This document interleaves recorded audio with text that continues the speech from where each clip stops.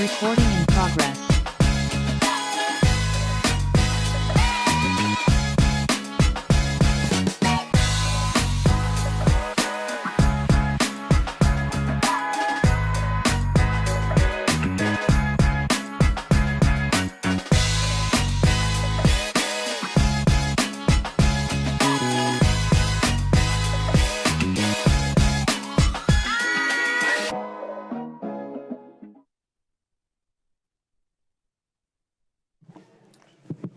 Good afternoon, everyone. I'm going to go ahead and kick us off. The mayor is in transit. Could I please have roll call, Madam Clerk? Thank you, Madam Mayor Pro Tem. Mayor Williams is delayed. He will be arriving shortly. Mayor Pro Tem Caballero. Here. Councilmember Baker. Here. Councilmember Burris. Here. Councilmember Cook. Here. Councilmember Kopak. Here. Councilmember Rist. Here. Thank you. Thank you, colleagues. Does anyone have any announcements this afternoon?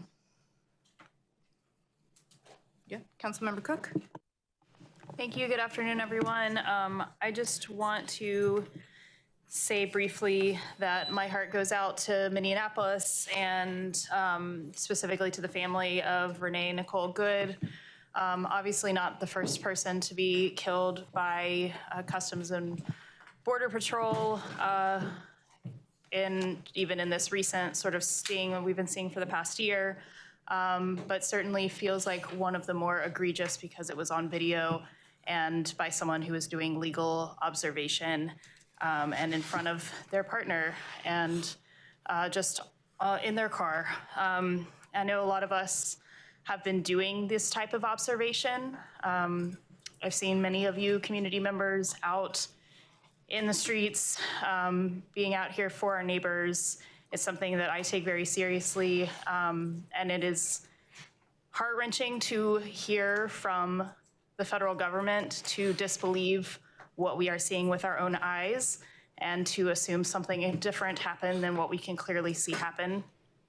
We know what that is. We have words for that, propaganda and gaslighting, but it is meant to make us feel afraid and meant to make us not come out for our neighbors. And I just want to state very strongly that we will not be intimidated by this. And I appreciate the leaders throughout the country and especially the leaders in Minnesota who have stated very publicly that they have seen the video and that they know what happened and that they will not be swayed and that justice will be served for this family. And just want to add my voice to those leaders across the country that your Durham City is here for the protection of every person that lives in this city. And I personally will continue to be out. And if that means putting our life on the line, I think we already knew the consequences of that were possible. And will continue to be out there myself, and I hope and expect, because I know how great Durham is, that I will see my neighbors out there as well. Thank you. Thank you. Councilmember Rist.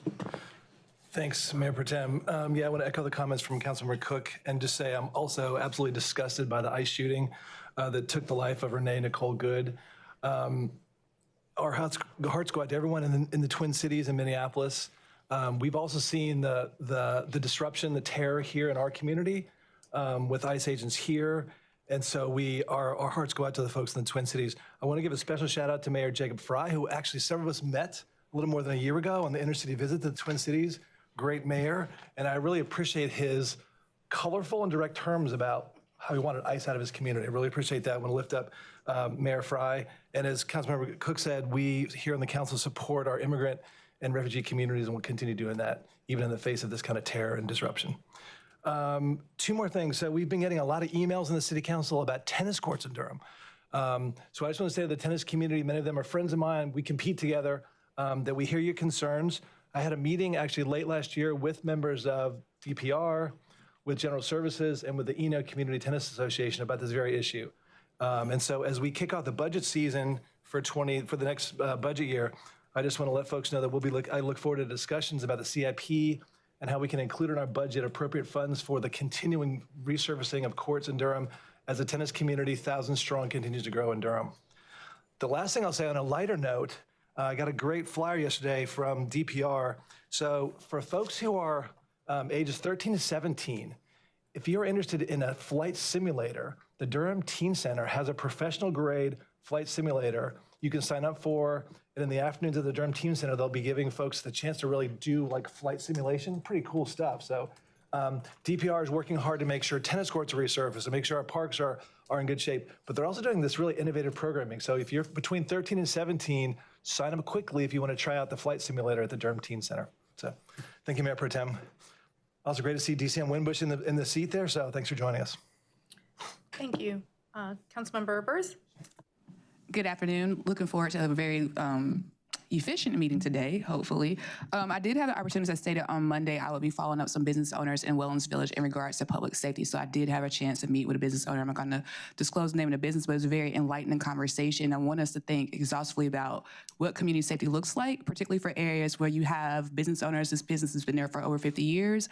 And we know about the recent crime or just like the crime that keeps occurring in that community. So we want to think about the impact on that when people have services they offer to a community that is maybe probably just a little bit more disenfranchised than others, and people are afraid to patronize those businesses. We should not. That's never okay. And so thinking about it, also figuring out for Go Triangle or the transit, there's a bus stop right there, which people just feel like they loiter often. So thinking about if we want to encourage people to use public transit, they have to feel safe in doing so. And so we have some areas in our community where people do not feel safe utilizing those services. So want to uplift that. Also receive feedback from members of the community in regards to East Main Street, where there is a community of folks that are unhoused who have put a couch on the sidewalk. And then I'm also getting complaints about people erecting fires in these areas, as well as drug use. This is a public health concern, and so I want to elevate that and figure out how do we address these issues. What I heard from business owners, what he says, like it feels like it's a lawless land over there, and that people are allowed to have that behavior where it would not be conducted in other parts of the city. So I really want to take a deep dive and explore why we are allowing certain communities to be terrorized, is what it ultimately is. If you have fear about going out to going to work because of gun violence or just public safety, then that is not okay and acceptable. So we should make sure that as we have comfort in certain communities, to offer that across Durham. So just want to uplift those conversations. I will continue to meet with people, particularly our business community, thinking about the costs that business incur when they try to hire private security to make their patrons feel safe, and think about what the impact of that is as well. So just wanted to put it on the record for us all to think about. It shouldn't just be one person going out community meeting with folks about the issue of public safety, and want to be exhaustive in how we address that. And I know we have some great things in the pipeline, but people need help and support now. So thank you all. Thank you. Councilmember Kopak? Thank you, Mayor Pro Tem. So just to echo, and I share the sentiments of my colleagues, Councilmembers Cook and Rist, about the horrific murder of Renee Nicole Good in Minneapolis by ICE. None of this would have happened if not for the harmful and unnecessary policies of the Trump administration, which are making all of us less safe. And we've seen that harm here over time and across communities in the U.S. And so I appreciate them raising that and want to echo that. I will continue to be out, and like Councilmember Cook said, we will not be intimidated. We will continue showing up for our neighbors, and I know you all will as well. From the Environmental Affairs Board monthly meeting last night, want to mention a couple items. First of all, to acknowledge all of the input provided by the EAB on the UDO and the staff engagement on environmental issues in the UDO. I want to highlight the great work of General Services and our Urban Forestry Department, and Keep Durham Beautiful, who are doing such important work to expand, protect, and inventory our tree canopy with an equity lens. And I encourage everyone to go to Durham-trees.org, where anyone in Durham can request a tree or trees on their street, in their neighborhood. And so I want to encourage people to check out and take advantage of that resource. And finally, in light of the announcement we received, I want to honor and thank Chief Andrews for her dedicated service as well to Durham. This is a loss for our city, and I want to thank her for her steady, thoughtful, and collaborative leadership, and I wish her the best in whatever comes next. So thank you. Thank you. Councilmember Baker? Thank you all for being here. Look forward to a productive meeting. Thank you. I would just like to note that the mayor is back, so I will be passing over chair duties to him. Thank you, and good to see you, Madam Winbush. Thanks for being here with us today. I know Manager Ferguson is at a national conference.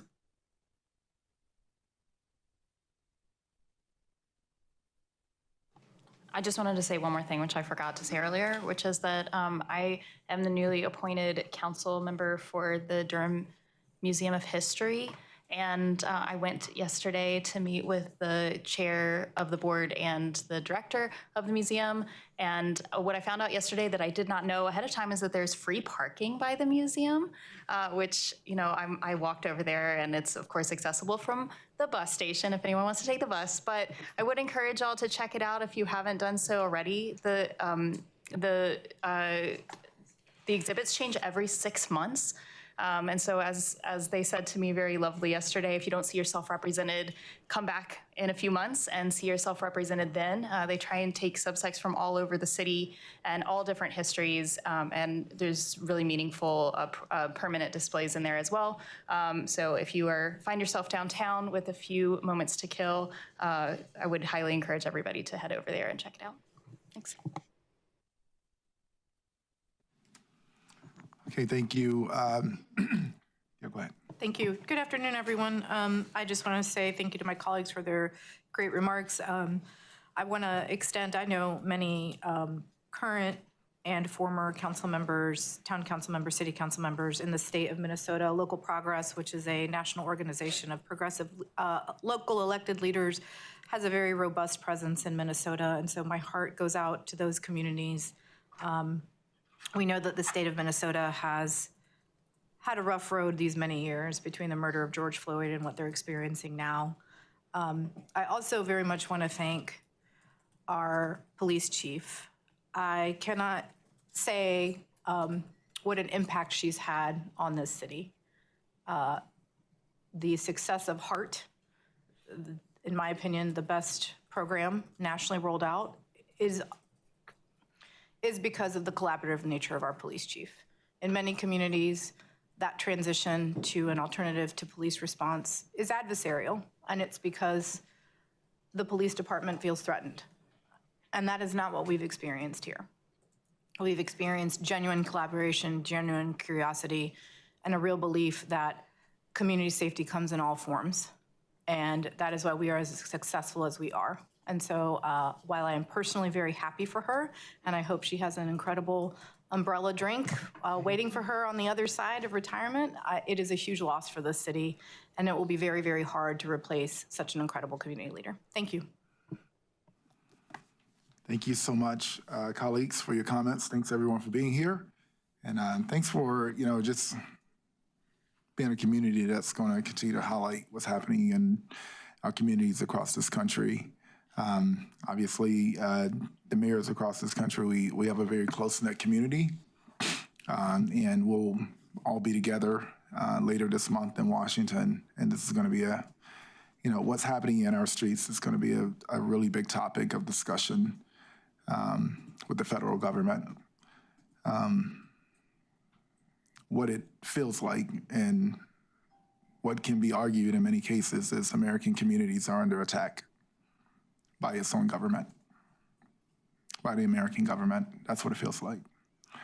And to have to witness such a thing, I'm glad that we live in Durham because we're not afraid to speak, not afraid to speak up. And I, of course, stand in solidarity, as we all will, with Minneapolis and any city that's having to go through this. And I'm sure that they will do the same with us. But we will remain steadfast here in the streets of Durham and look forward to seeing everyone tonight on the streets.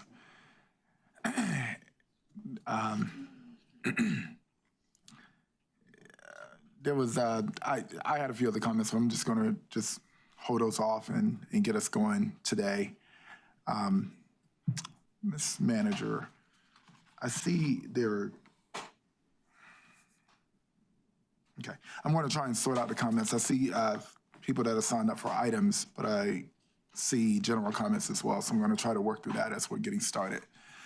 And after the consent agenda, I will get us to those citizens' comments. But thanks everyone for being here. All right, priority items. Oh, I'm sorry, yeah. And of course, you know, we are, Madam Chief is announcing, she's announced her retirement. I deal with separation anxiety. I hate to see her go, but I can say I am proud that she has set a template of what public service, you know, actually looks like. And while it feels like a loss, I think it's an actual gain because we know what to look for, we know what to expect. And I just appreciate having a leader, a police chief that is so compassionate. Thank you. That's so compassionate and has a steady hand. And I look forward to her continued service as a private resident in this community. And yeah, we have some big shoes to fill. And I'm sure the staff will be taking care of that process at the appropriate time. All right. No.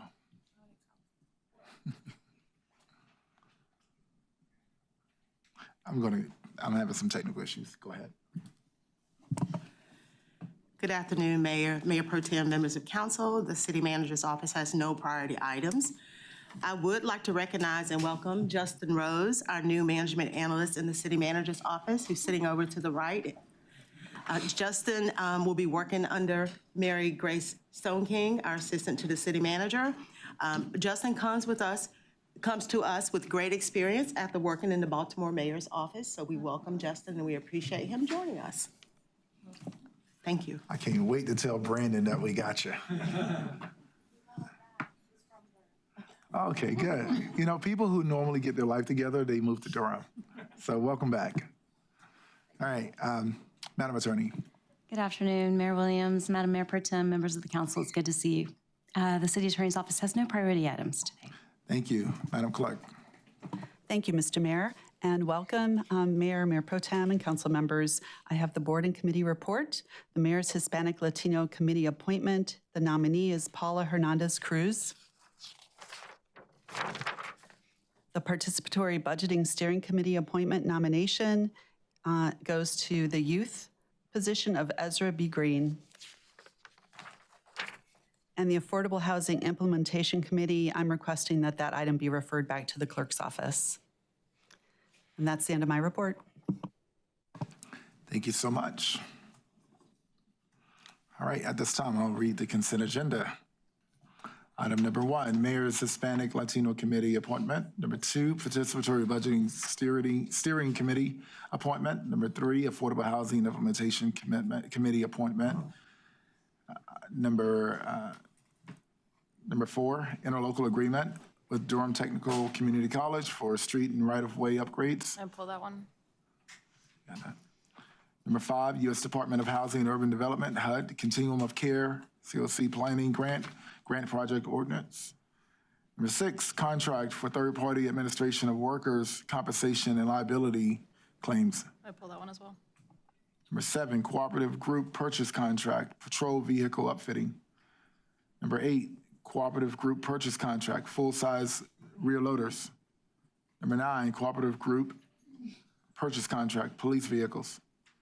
Number 10, fire and emergency medical services, Station 19 project guaranteed maximum price amendment to the construction manager at risk contract. Mr. Mayor, are you ready to pull it? Okay, go.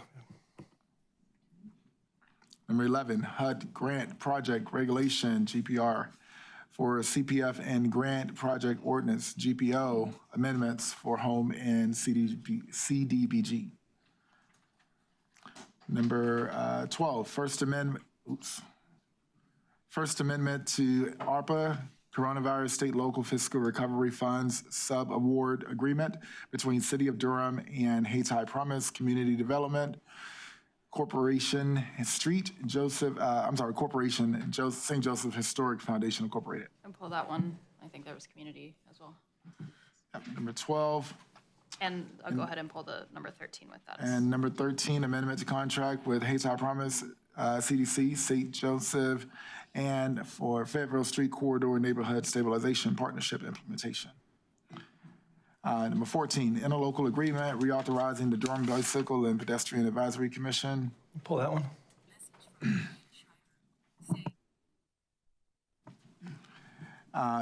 Number 15, second amendment to supplemental agreement. Number 3, to master agreement number 18928 for design of downtown Durham bike lanes Like to pull with that one, please. Mead and Hunt Incorporated. Number 16, Durham County Open Space Davis Conservation Easement Watershed Project Authorization to Fund. Number 17, contract amendment number 1 to the professional engineering services contract with CDM Smith Incorporated for the high pressure zone improvements Phase 1 project. Number 18, contract amendment number 2 to the professional engineering services contract with CDM Smith Incorporated for the sewer system evaluation survey services project. Number 19, new Unified Development Ordinance UDO update, your presentation. And number 20, consolidated annexation, Brett Moore. These are public hearings. Zoning map change, Andrews Chapel Apartments. Number 22, consolidated annexation, Trenton Road Assemblage. And number 23, which is a citizen matter as well, Dale McKill. All right. All right. That's number 2, right? Also, item number 2 was pulled by resident. Participatory Budgeting Steering Committee. Is that the only one I didn't? Yeah. Can you look through these to make sure?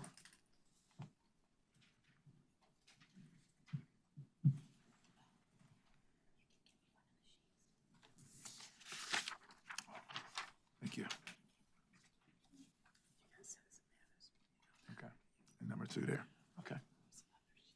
Okay, I'm good. Okay, sounds good. All right, so that is our consent agenda with items pulled being number 2, number 4, number 6, 10, 12, 13, 14, and 15.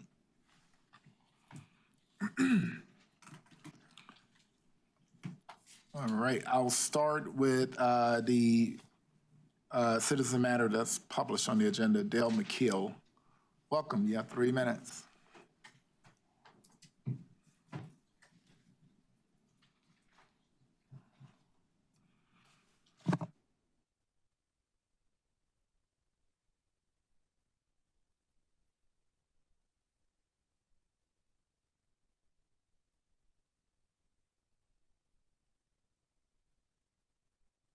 Welcome.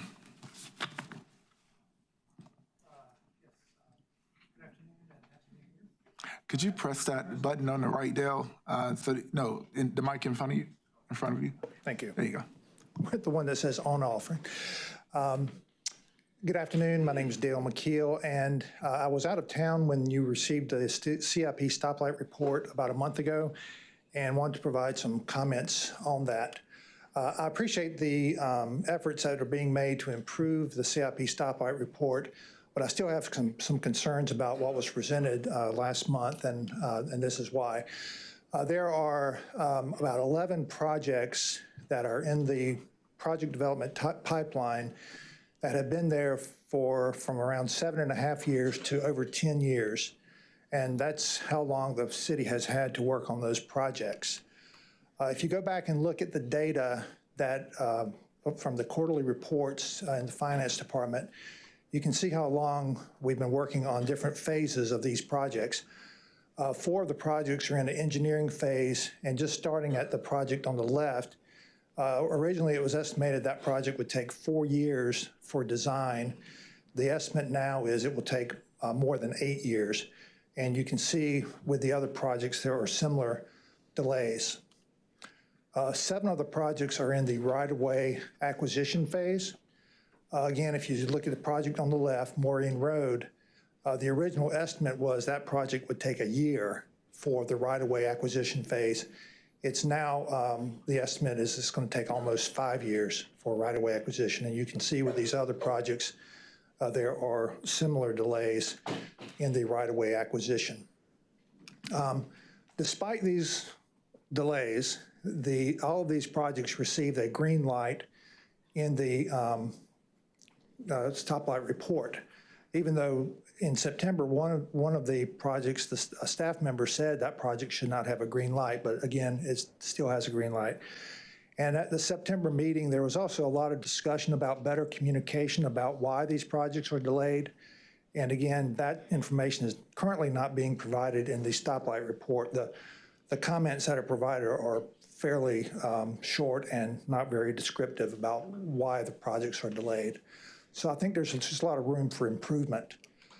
Other communities in North Carolina are dealing with federal funded projects and are able to move these projects forward. And I would just like to see Durham follow through with that. The town of Hickory, for instance, has built more than 10 miles of greenways in the last 10 years, including very difficult locations like a greenway over a U.S. highway or over a lake. So I have two requests. One is that continue to improve the stoplight report to provide oversight and accountability, and that we really come to grips with the delays in implementing the bicycle, trail, and sidewalk projects in Durham, and that we do everything we can to move these projects forward. So I appreciate your time. Thank you so much. Thank you. The next speaker I have is Victoria Peterson. Welcome. You have 3 minutes.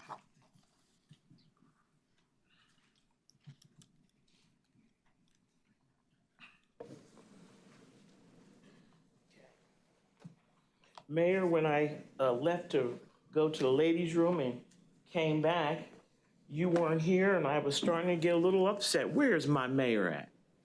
I'm glad you're here today, sir. I'm glad that you're here. Okay, has my, where's the timer at so I can? It's good. I can't. Where's my timer so I will know how much time? Oh, okay, well, come on now. You guys need to start following the Americans with Disability Act. That's it should be right here. Here, Mr. Mayor, for some of us to be able to see. I'm here, I'm gonna talk a little bit about your trespassing to the city council members.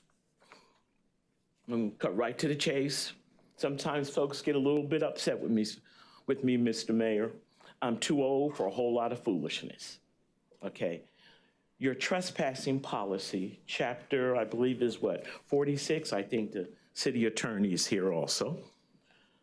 It needs to be tweaked. You have some serious issues about your trespassing policy. The city manager, not her, but the city manager, whoever the city manager is, should not have the authority to trespass somebody from this city building. This building belongs to us. Us is we the people. If you're going to do that, it should be in the authority of the city attorney, not an employee, whose real responsibilities, my understanding of the city manager's job, is to take care of the employees, not to take care of the citizenry. I'm asking the city council and those who's in my ward, who's in charge, so recall this statute back, or your chapter 46, that's what's dealing with the trespassing. There's some issues here that the citizens, we have a right. And to make the citizens go through 10 days, this 10 days. My question also, Mr. Mayor, is how come a city council member is not on this hearing? You folks had a hearing the other day, and as far as I know, the two employees was the city manager and the city attorney. And thank you, ma'am, for showing up. I appreciate that, because we need that. But Ms. Cook is also an attorney. And I'm gonna call out her name. I'm not gonna beat her up, but Ms. Cook, I'm asking you to help us to look at this policy to see how we can better it. I can understand if somebody's in there and they're acting up, acting crazy, but that's not what happened the other Monday night. This person, and I was there, this person was asked to leave because there were other people in the way. It took her some minutes to get out of the road. But if you understand the trespassing laws, she had not violated the city trespassing laws. When laws are violated, when you're dealing with trespassing, you first have to have the correct person to state that they are trespassing. And Mr. Mayor, can I just sort of finish that? And then if they have trespassed, then you cite them for trespassing. That young lady had not trespassed. Thank you. And thank you, Mr. Mayor. Yes, ma'am. Thank you. Next And up, it was good seeing you. You too. Good seeing you today, sir. And Happy New Year. And Happy New Year. Next, I have Leslie St. Dre.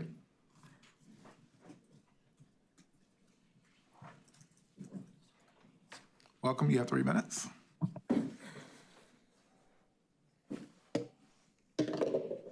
Hello. Thanks for having me. I am here to talk about the UDO engagement and the process of writing the UDO. I asked that this body require environmental and displacement impact reports regarding the UDO's unaffordable upzoning and increased use, especially for the tech industry, including likely rent and property tax hikes for each neighborhood, mailed to each resident with information on where and when to give comment. This is the type of community engagement that we need. When I met with Robin at planning during their open hours and asked, what happens when I or others can no longer afford the property tax hikes that will come with their plans? He told me I could move. That's the current plan in the UDO for low-income residents. The Unified Development Ordinance is anything but unified unless we're only talking about the unity of developers, developer-backed electeds, and real estate profiteers. It will be more legible and accessible, yes. But is being able to read how you've legalized rampant real estate speculation and unaffordably upzone the city to a point where we lose the democratic process of discretionary reviews, since you've granted them the keys to each neighborhood, is not what we asked for. Affordable housing is the #1 demand of the city, has been for many years. And the UDO draft, unless it's drastically changed in this coming presentation, has failed that assignment, and instead given us the exact opposite, an unaffordable housing plan for Durham. When we have 14,000 vacant unaffordable units, a need for 25,000 affordable ones, and you give us more of what we don't need, we must go back to the drawing board, putting Durham residents' needs and vision for their neighborhoods first. In a time of US oligarchy and constant war on the poor, on every front, we need you all to rise to the occasion. Politicians can't suggest they care about Black and brown folks, immigrants, queer and trans people, or any other marginalized group if they haven't made stable, dignified, affordable housing the #1 issue. That is a determinant of health and safety. We need stable neighborhoods. People need to be able to stay in them. People with lived experience are smarter than that. If you've been involved in true social justice movements, you will have learned the people closest to the impact are closest to the solution. We have no homeless and low-income residents here demanding unaffordable apartments. And imagining that any of the handouts the 4-member majority is approving will benefit them. As Los Angeles tenant union founder and author Tracy Rosenthal says, we don't have a housing system in the US, we have an unhousing system. We should agree that if our representatives wish to represent the people, sweeping legislation must benefit them, not a minority of wealthy investors. Thank you. Next speaker I have is Angel Dozier. Welcome, you have 3 minutes. Before I get started, I would like to request extra time as I am indeed an autistic Black woman.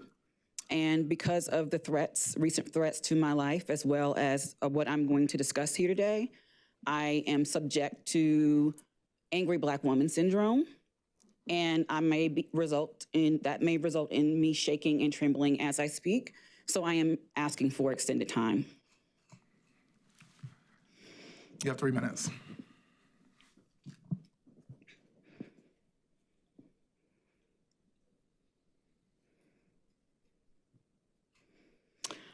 First of all, as we were serving people at the People's Table, this is an initiative that is supported by the Rising Majority, also a division of Movement for Black Lives. Our lives and our safety were threatened by a person named Bubba Roll-Up on Monday night while the city council meeting was going on. So I am requesting that the city look into this and take a stance on this risk to our safety as we've been serving the people. The other thing I want to say is I want to address the issue with regards to the Durham Marshall Plan, as well as the items that are up for discussion today, item 12 and item 13 with regard to Hayti Promise and the funds being transferred from St. Joseph's Historic Foundation to Hayti Promise CDC. I need to correct the record regarding March 23rd, 2023. The accusations that were made were made against Monique Hosey Hyman, as well as Adriana Freeman that day, disrupted a process when we successfully and unanimously got the votes for the Durham Marshall Plan, which I wrote and I designed. Leo Williams, Mark Anthony Middleton were both a part of that process. They both witnessed my labor for over 9 months between July 2022 and March 23rd, when the decision was made and the plan was approved. That plan was accredited to Hayti Promise.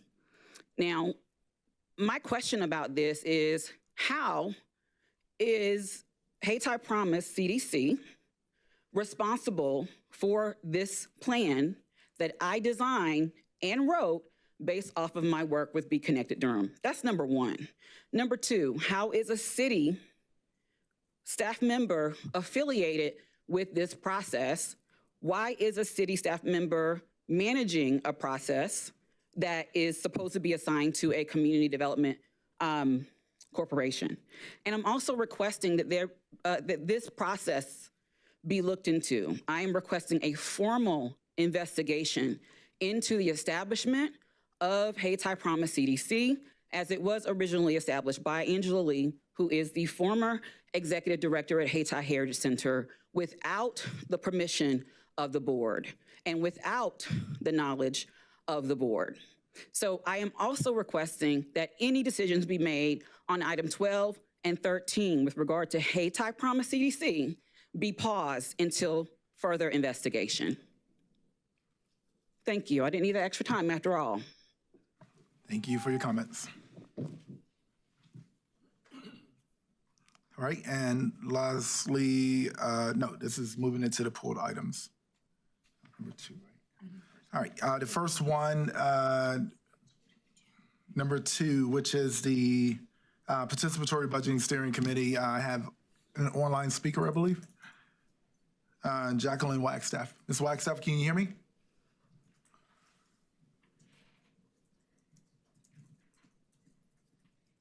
Can you hear me? Yes, I can. Welcome. You have 3 minutes. Well, first of all, I had to pull this item because when I signed up to speak, I was signing up to speak on citizens matters. And because your drop down didn't allow anything on there to speak on citizen matter, I had to pull an item to be able to speak. So I'm going to speak about a concern that I have today. Ms. Dozier briefly spoke on what happened to them Monday night while they were trying to serve the people at the people's table. And at such time when that was happening, the person that was harassing them verbally was calling your name out, Mr. Mayor, was insisting that the people not eat the food, it was nasty, and that he was going to meet with you following. As soon as he left there, he was going to meet with you and they could come with him and eat some great food. If you are a part of this, then we all need to talk. Also, I'd like to address the fact that you made a statement earlier about you're so glad that you live in Durham where, people have these rights to speak. And you, along with the Mayor Pro Tem, engaged in an act that was going to prevent a person from being able to come down there and have their time, their 3 minutes of time. I sat on this council, and just like Miss Victoria said, if you're going to create a process that allows people to come in and have to plead their case, there needs to be a council member. When I sat on the school board, when we had hearings, there was always an opportunity for an elected official to sit in the hearing to have access to what is going on so they could come back to the body and report. This is not happening. So this whole process seems to be illegal. Also, I'm also going to make a request later on today to your legal staff, because I noticed that you're now wearing Meta glasses.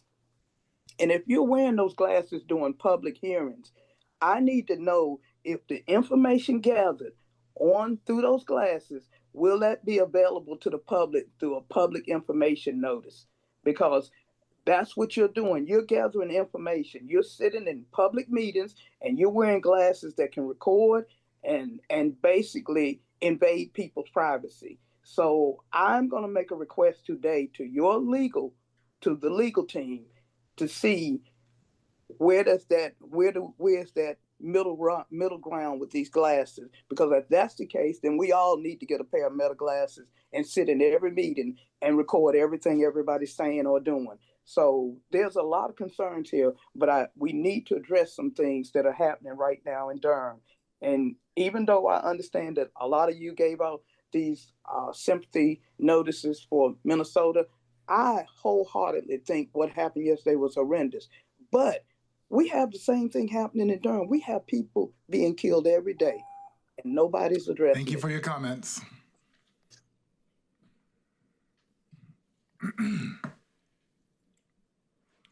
All right, we're going to get to our pulled items. Number 4 is the first one. That's me. I think the first.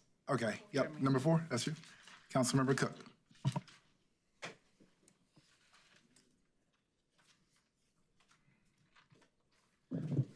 Good afternoon, Keith Chadwell, City Manager's Office.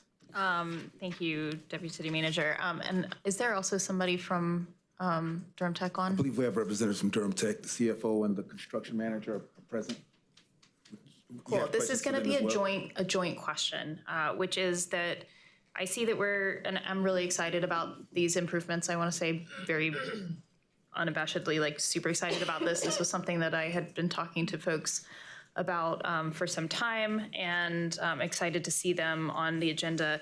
I know that there were several improvements that were being looked at this stretch of roadway in addition to just this. I know there was like a pedestrian crosswalk, which sounds like it's in the plan, but there were some other things. I think utility lines was one of them, and some other things that we were talking about that all sort of needed to be improved on this stretch of roadway.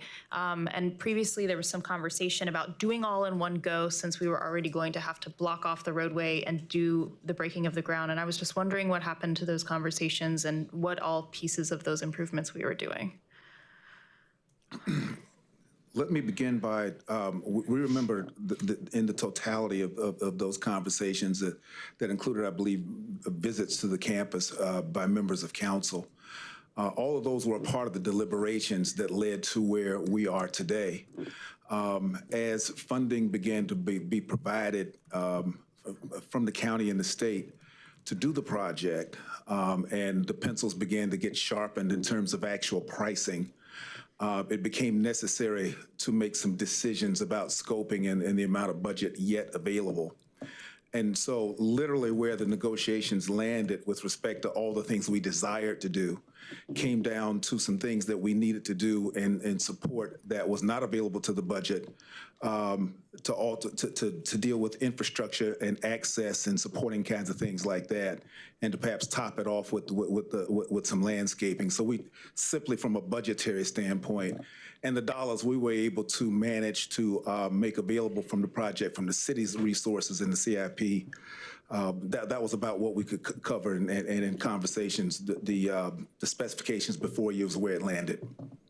Are there other funding sources that y'all are looking at and to be done sort of concurrently? And this might be I don't know if this is a question for y'all or outside of the city. Well, I'll try again, because I believe the funding from Durham Tech's perspective is defined and finite. As frankly as ours, based on decisions we made about the efficacy of the CIP at this point in time. So the recommended amount is based on our consultations with our finance department about what we can make available currently. I don't know that we have disposed of what we were intending to do in its totality. What we've brought forward to you today is what we can afford to do based on the resources available. Great, that's from the city side. I'm just curious if y'all have had any conversations with other funding sources. Yes, I'm Andy Kleitch. I'm Vice President, Chief Financial Officer at Durham Tech. In regard to your comment, Councilman Cook, in regard to the power lines, we have received funding from Durham County to handle that project. That project is right now currently underway. We're developing a duct bank that will allow us to move all the power lines along that stretch of Lawson underground. Okay.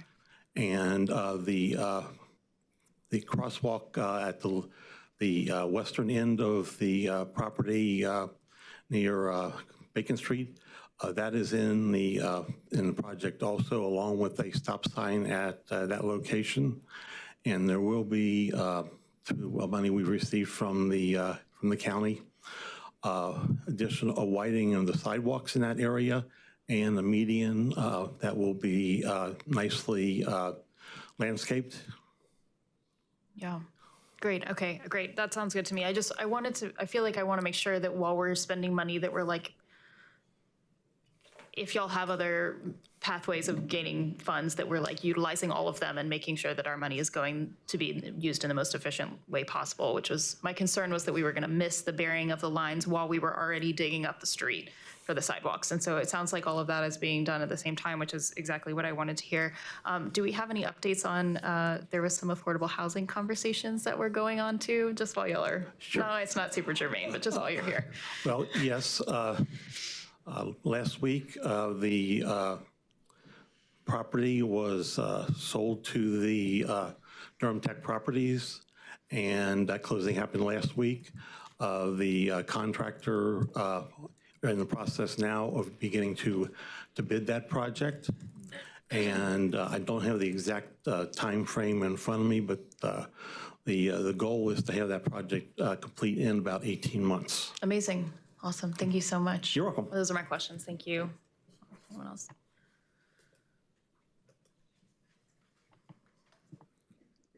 I guess that's it. Okay. Thank you so much. Appreciate it.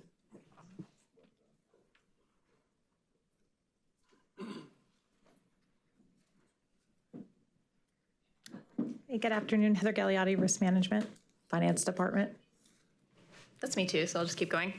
Okay, I just have a few questions about this. My first question is, are we required to carry this insurance?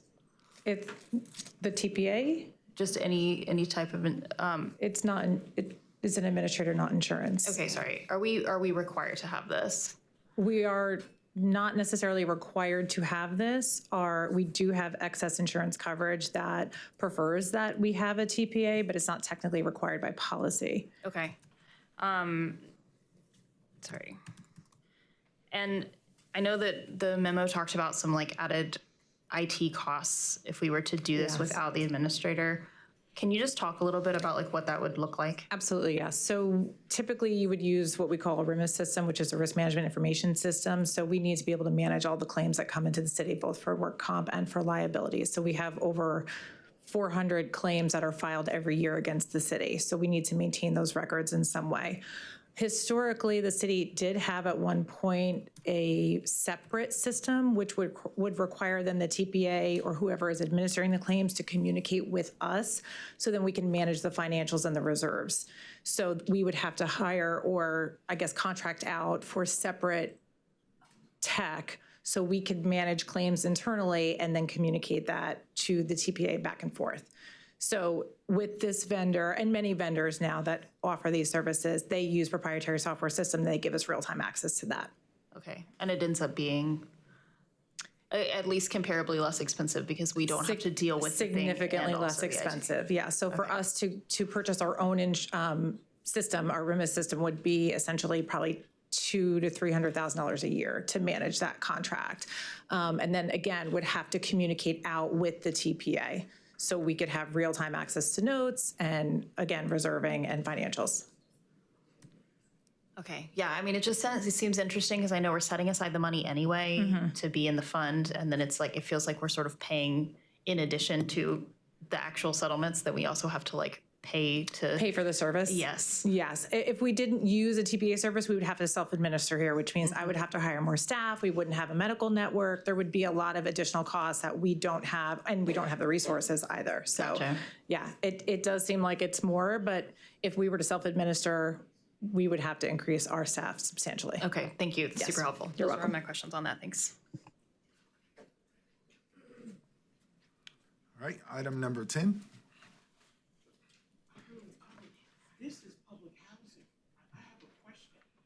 This street here falls right in the belly of Durham, and so Ms. Peterson, folks are gonna vote on this, right? no, It's gonna not today. Okay. Not As today. long as it's not gonna lead to, and that's my Not today. concern. All right.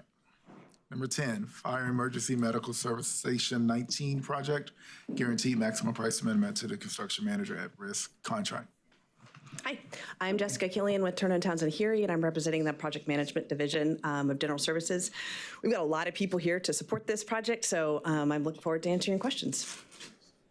Yeah, so I pulled this one, and for me, I mainly wanted to ask the city to highlight some of the efforts under the high-performance building policy, some of the decisions being made around having this building be net zero, and what sort of the barriers are in the short term of being able to do that, and what the city's plans are and supporting organizations' plans are to be able to support that in the future under the future capital investment planning. So, Yeah.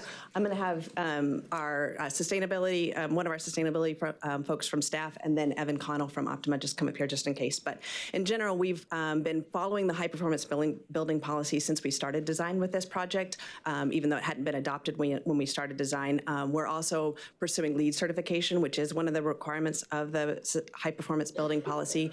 We're right at a LEED Gold, if not all the way to LEED Platinum level right now. One of the big things with the city's high performance building policy is that carbon neutrality net zero. And so we've been tracking towards that for the whole time. We've got geothermal systems.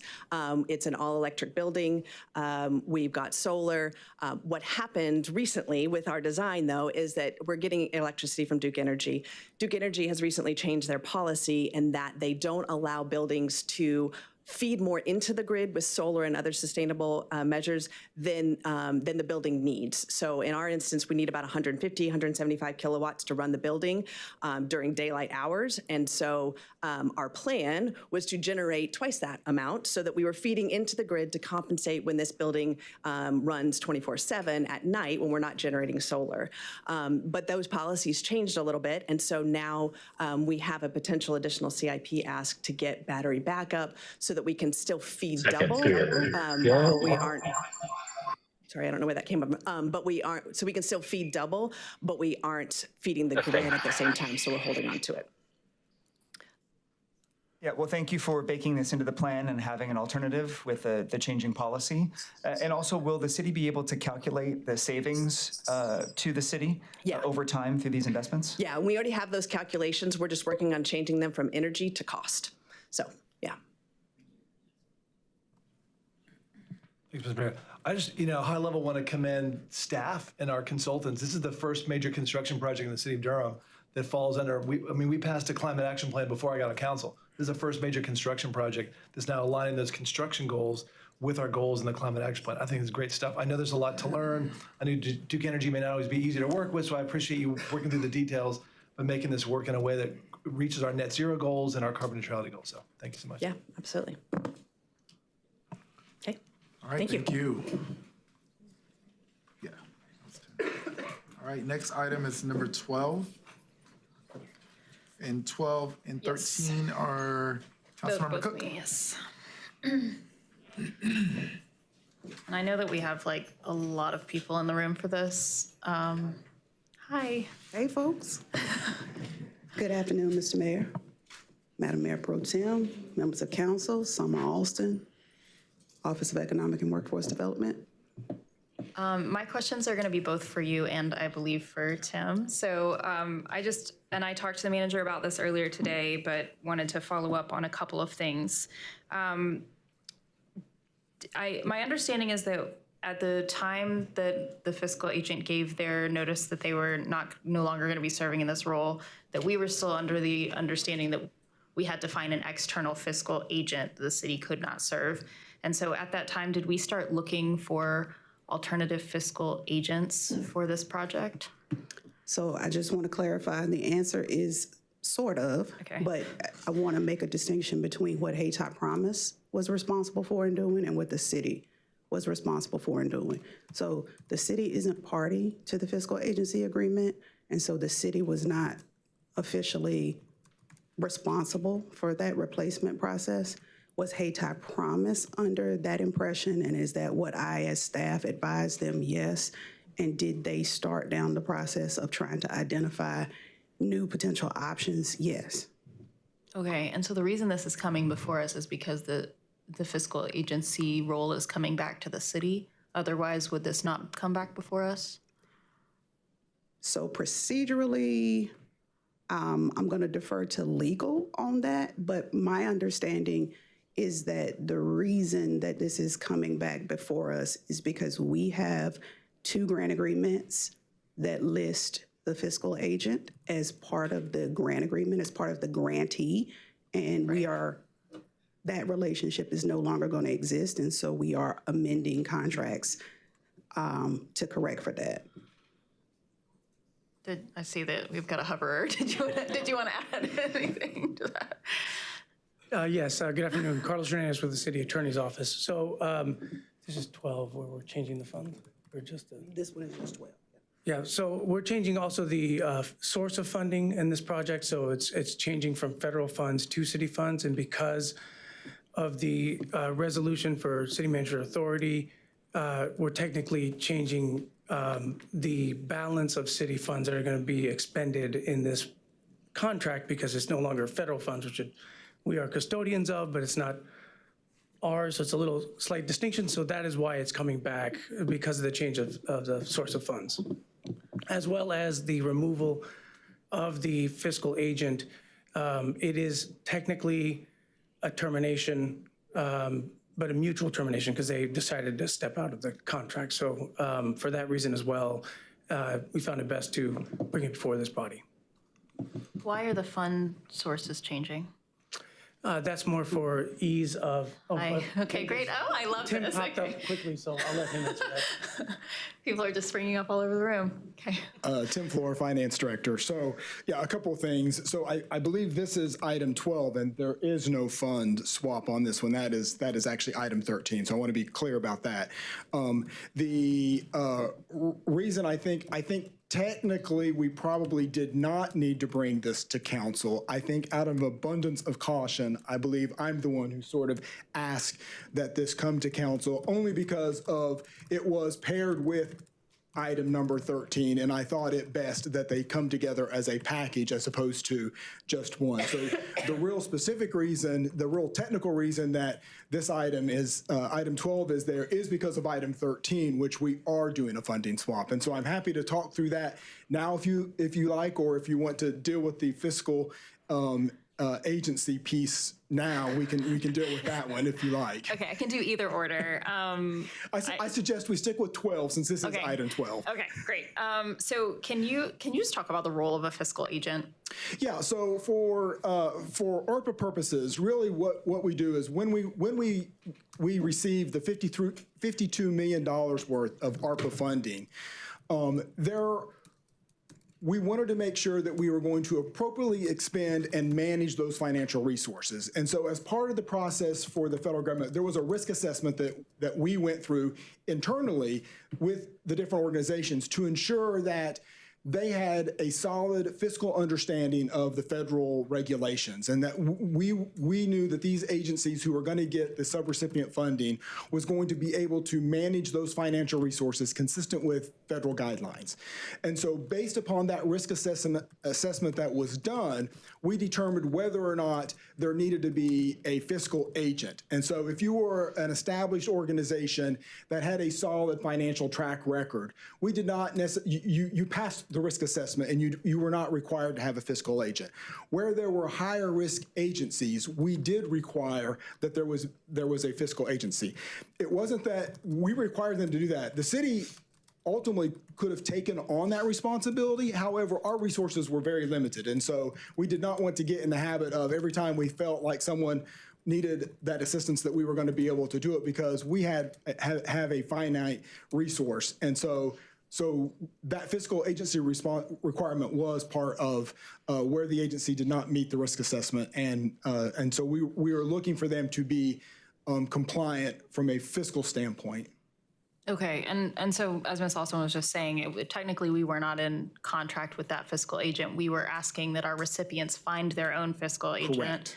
And so in this situation, we would not have been able to find a new one for this. This would have been, the options would be they either find a fiscal agent that we thought was okay. So we did have discussions. And so as we have moved through this process, right, so we've had ARPA funding for a number of years. And so as we have met all of the obligation requirements, the ARPA team has sort of shifted now to more of a monitoring. And so in this situation, we evaluated what the financial oversight was needed, and finance staff, in conjunction with the ARPA team and Ms. Summers, we recognized that we would be able to move that function in-house and that we would be able to serve in that capacity because we now have those resources on the ARPA team to sort of manage those financial resources. Do we have other funding that we've moved in-house as are we serving as the financial agent for any other funding through ARPA? No, we considered it, but ultimately we did not need to do that. Okay. And so I will also say as sort of an outgrowth of finance doing it, there are now administrative costs that were part of that contract that this will result in financial savings on that contract that they will potentially be able to then put back into the project. And so they will be for project needs versus, administrative needs. Okay.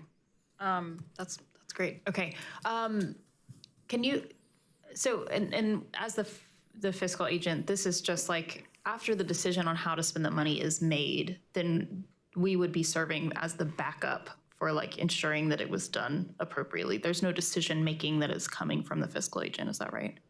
Correct. I mean, we will be working directly with the Hayti group to ensure that, we will be reviewing the invoices, making sure that all the supporting documentation is there. It's almost really what we're sort of doing now anyway on a lot of that. As they submit for payment, we are ensuring that all the documentation is in place, that we have all the supporting documentation, and that should there be a federal audit of this, which I would fully expect there would be, that we've checked all of the boxes of all the financial requirements.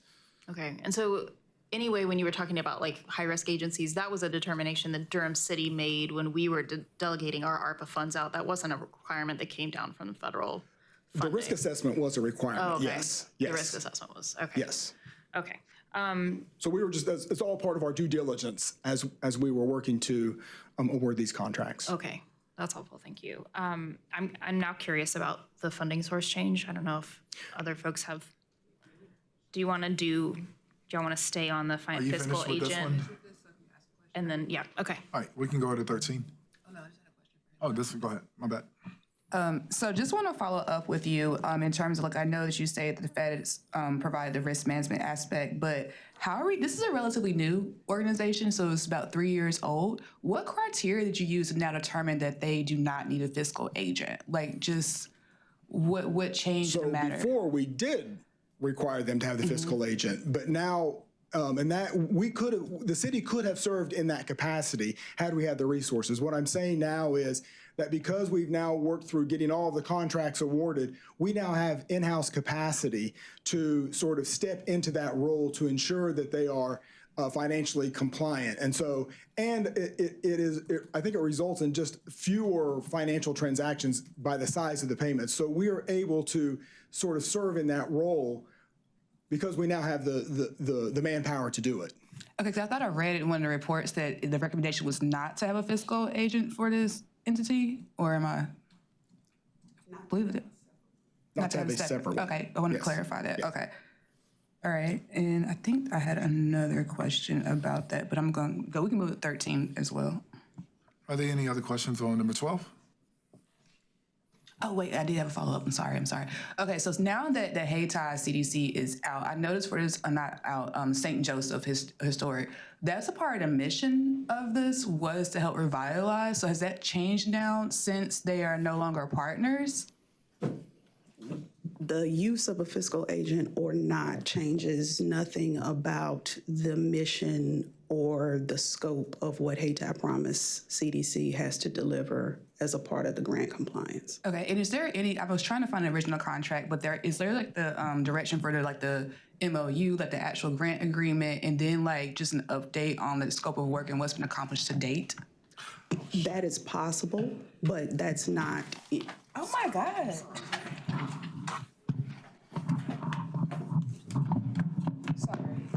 Sorry about that. Sorry, can you, Yeah, I want to make sure I understood the question.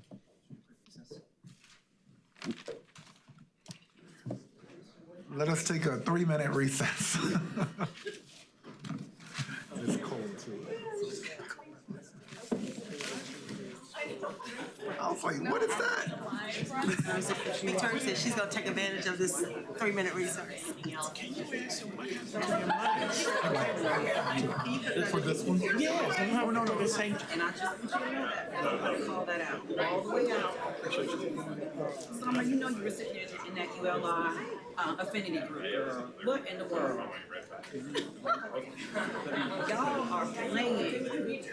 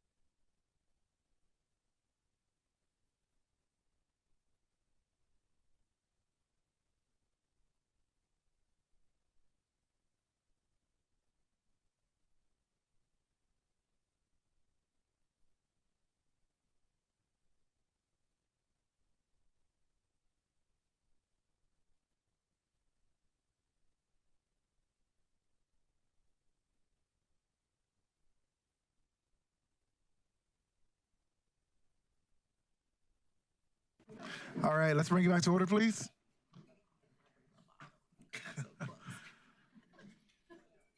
I apologize about that disruption. I apologize about that. I just saw water just going everywhere. I was like, what's going on over here? Okay, so as I was stating, I'm just like, is there, just wanted to compare like the original contract, but also like the update on progress to goal at this point for what they've completed, the CDC, and where can I find that information? Okay. Sorry, thought it was on. Apologize. First question is original contracts, which are all part of the record and all part of the council's agenda stack, so staff can make those available, no problem. And then the second part of the question is, are we today giving any kind of update? And the answer is no, not related to these amendments. Okay. Well, just in general, I like an update on progress to goals. So it doesn't have to come today. I understand what we're doing today, but just, I'm a new council member, so I've been here for a month. So just want to make sure I have clarity on it, because I'm just trying to ensure, like, again, this is a newer organization. And so just want to just be clear about what's actually happening. And then, because I don't know what severed the relationship, and I'm not going to get to that right now. So just want to just kind of do a little bit more due diligence and learn more about it. But thank you, though. Thank you. All right. Also, I have a citizen sign up to speak, Sandra Dozier. Welcome, you have 3 minutes. Thank you. I'm going to state again that I am an autistic Black woman, and so I might need more time. We'll see. First of all, and this speaks to being autistic, I'm a pattern recognizer. And in the words of Kendrick Lamar, somebody is lying, okay? A lot of somebodies are lying. This fiscal agent part that happened came about later after the decision was made to approve this plan to revitalize the Hayti community through what was temporarily called the Durham Marshall Plan.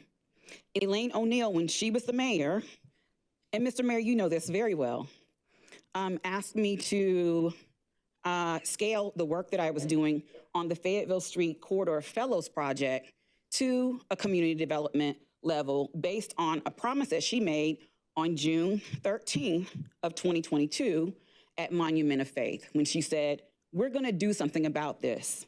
She reached out to me. She said that there was a pot of money, $32 million potentially, for us to work with.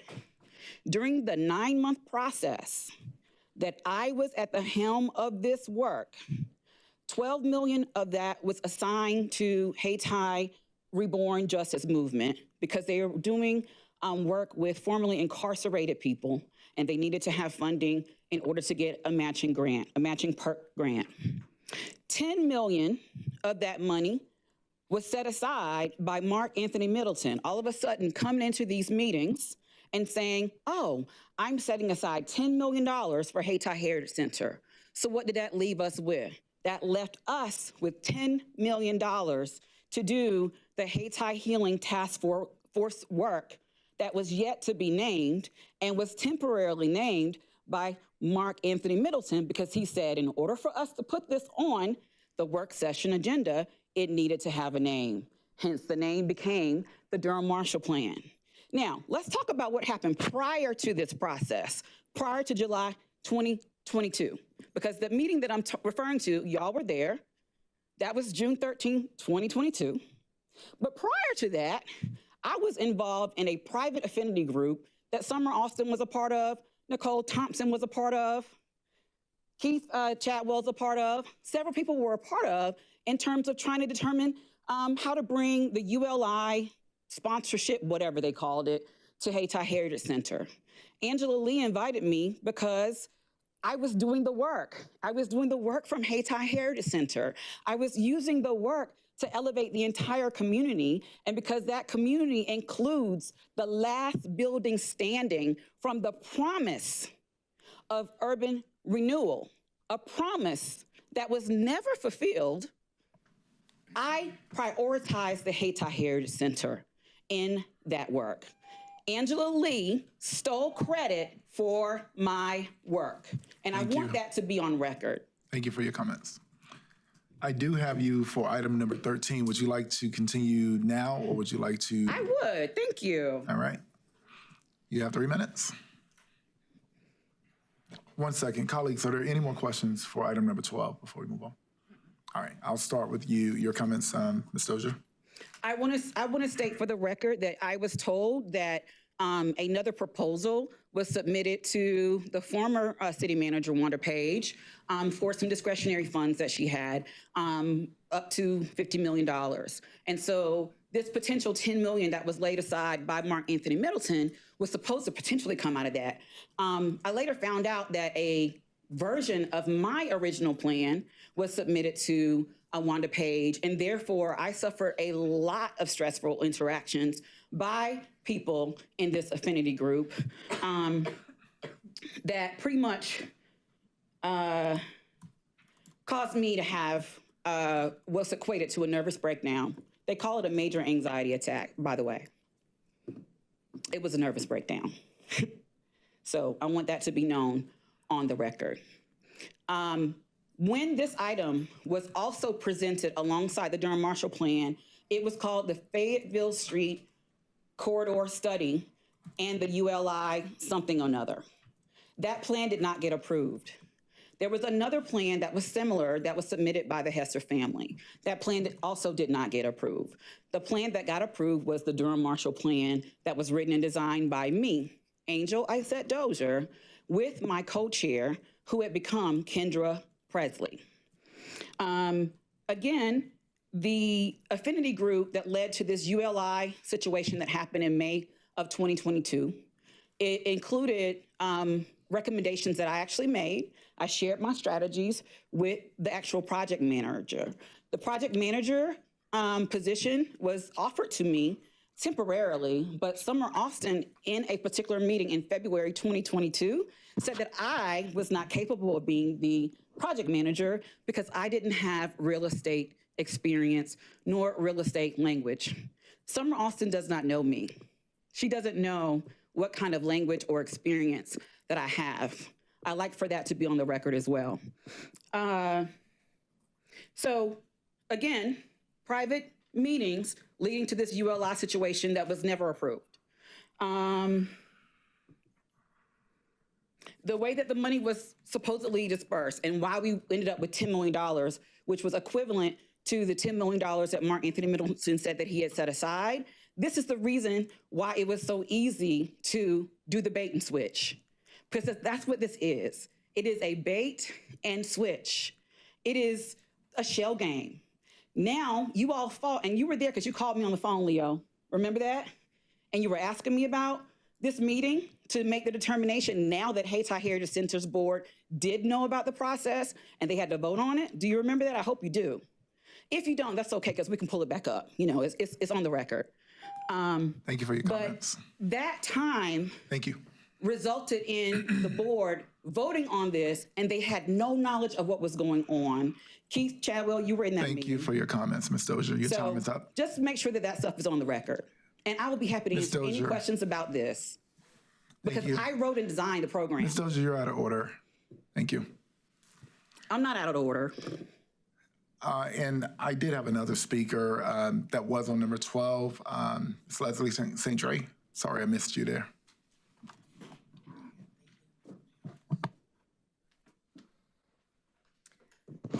Hello, I was hoping to cede my time to Angel. Is that a possibility? No. Just that's a part of the rules? They used to do No. that. They don't do that anymore. Okay, thanks. They used to. Thank you.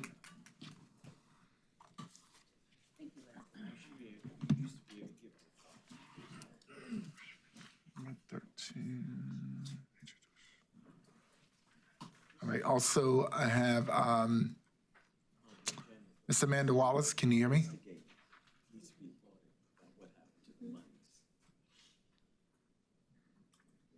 Ms. Amanda Wallace, can you hear me? See her online. Yes, I can hear you, but Okay, I have to welcome. wait for You them have- to unmute me. Okay, welcome. You have 3 minutes. Item number 13. Okay, so my name is Amanda Wallace, and I'm here to ask council to pause and send agenda items 12 and 13 back to staff for further investigation. I would also like to acknowledge that I would be there in person, but the city conveniently waited to lift this unconstitutional ban until next week, so I couldn't be there. But I'll see you in person very soon, Leo and Javiera, since I know y'all were the real ones behind this unconstitutional attempt to silence my freedom of speech. I also want to put on the record that I condemn the actions of the citizen who terrorized people simply feeding the community during the Monday city council meeting. This has no place in this city. Ms. You Wallace, should tell your Ms. friend Wallace, Leo, excuse me. since he said he was there for you. Ms. But back Wallace. to the agenda item. Thank you. Back to the agenda item. I first learned about the Marshall Plan and the $10 million set aside for Hayti during this campaign trail when Leo continued to campaign on it and how much he was allegedly doing for the community. When I started to look into this plan and the money, I realized that this was nothing more than an empty promise, very similar to the many promises made to the Hayti community over the years. The approved plan was developed by Angel Dozier and Kendra Presley, yet a copied version of this work was later credited to Hayti Promise CDC. That is what you call stealing intellectual property, and this needs to be investigated immediately. How can we ensure that Hayti Promise has the knowledge to implement this plan if they weren't even the ones to develop it? And now the city is recommending that Haytop Promise keep the $10 million without a fiscal sponsor. Shanetta, you saw that right. They are recommending that they have no fiscal sponsor for $10 million. And I'm very familiar with the fiscal sponsorship process. And so I don't understand how this is possible. So I need staff and the council to give a better explanation, because I read the supporting documents and I do not get how this is happening. If they were too much of a risk in 2013, how are they not now? And how is it that the city, and how is this now the city's money, but the city is potentially going to act as a fiscal sponsorship? I mean, again, this just all sounds very fishy. And removing fiscal oversight before these issues are investigated sets a dangerous precedent for ARPA funds. And over a year later, this money continues to just sit in the coffers while people remain unhoused, food insecure, and people are dying in the streets because of lack of resources. So what is the true plan for this money? Is the city waiting for more bulldozers to come to town or more gentrifiers to move in to invest in Hayti? I mean, just inquiring minds would like to know. And I don't hear the buzzer, but I would like to yield my time to really get some answers to these questions. Thank you. Thank you for your comments. All right, colleagues. 13. Yeah, I mean, I'm going to follow up on the question about the changing of the funding, but also maybe, since we've just heard multiple questions about it, I know that you just talked about the fiscal agent, but maybe you could just break it down for us one more time, what a fiscal agent does and what the city's role will be. And then Certainly, Tim Flora, Finance Director. Yeah, so a fiscal sponsor really is just ensuring that the financial management of the project is compliant with federal regulations. And so what we'll be doing, they will be doing their bookkeeping. We will just be ensuring that when we get requests for payments, that all of the supporting documentation is needing. So it's not just we're going to give you an invoice and we're going to write you a check for that invoice. We are looking for the supporting documentation behind what is the work of that invoice, making sure that it is reasonable and acceptable for federal regulations. And then can you talk about the funding change? Yes. So so the funding that we use, so let me just kind of start from the beginning. I know there's some new council members. And so we received, as part of the COVID-19 pandemic, we received the American Rescue Plan Act funding in the amount of $52 million. And so of that $52 million, there were certain restrictions that money needed to be spent on. One of the buckets of money that could be used for that was revenue replacement. And so the revenue replacement was to, if during the pandemic, agencies had a loss of revenue, if you could document it, you could replace that money that was lost with ARPA funds. And so it would be just general fund expenditure money. Along with that, with the federal government, Treasury guidelines, they gave us a $10 million standard allowance. And so you could choose, it was a one-time option. You can either do the calculations and show that you lost X amount of revenue, or you could take the standard allowance.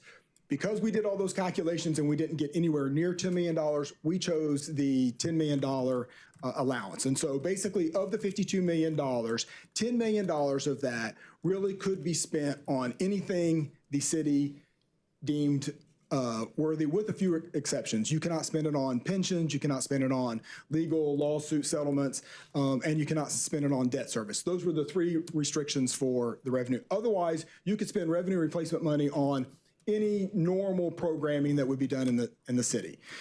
The city chose, while a lot of organizations just chose to use that as just general revenue, and the city specifically wanted to address the issues of what that money really was intended for. And so it remained as part of the ARPA funding. It happens, and so of that revenue replacement, there's not as many federal requirements on there, specifically what you have to spend that money on. since we chose to use all of that money for ARPA funding, that $10 million allowed us to be more flexible. The technical word would be fungible. The money is fungible, but in essence, we have more flexibility with that pot of money. It just happens to be that Hayti Promise was part of that. So some of those programs, and since this was a bigger program, and since we did not, we were hoping, we were requiring all of the recipients of the ARPA funding to meet all of the deadlines set by the federal government, which was by December of 2024, you had to have the funds obligated. By December of 2026, you have to have the funding spent.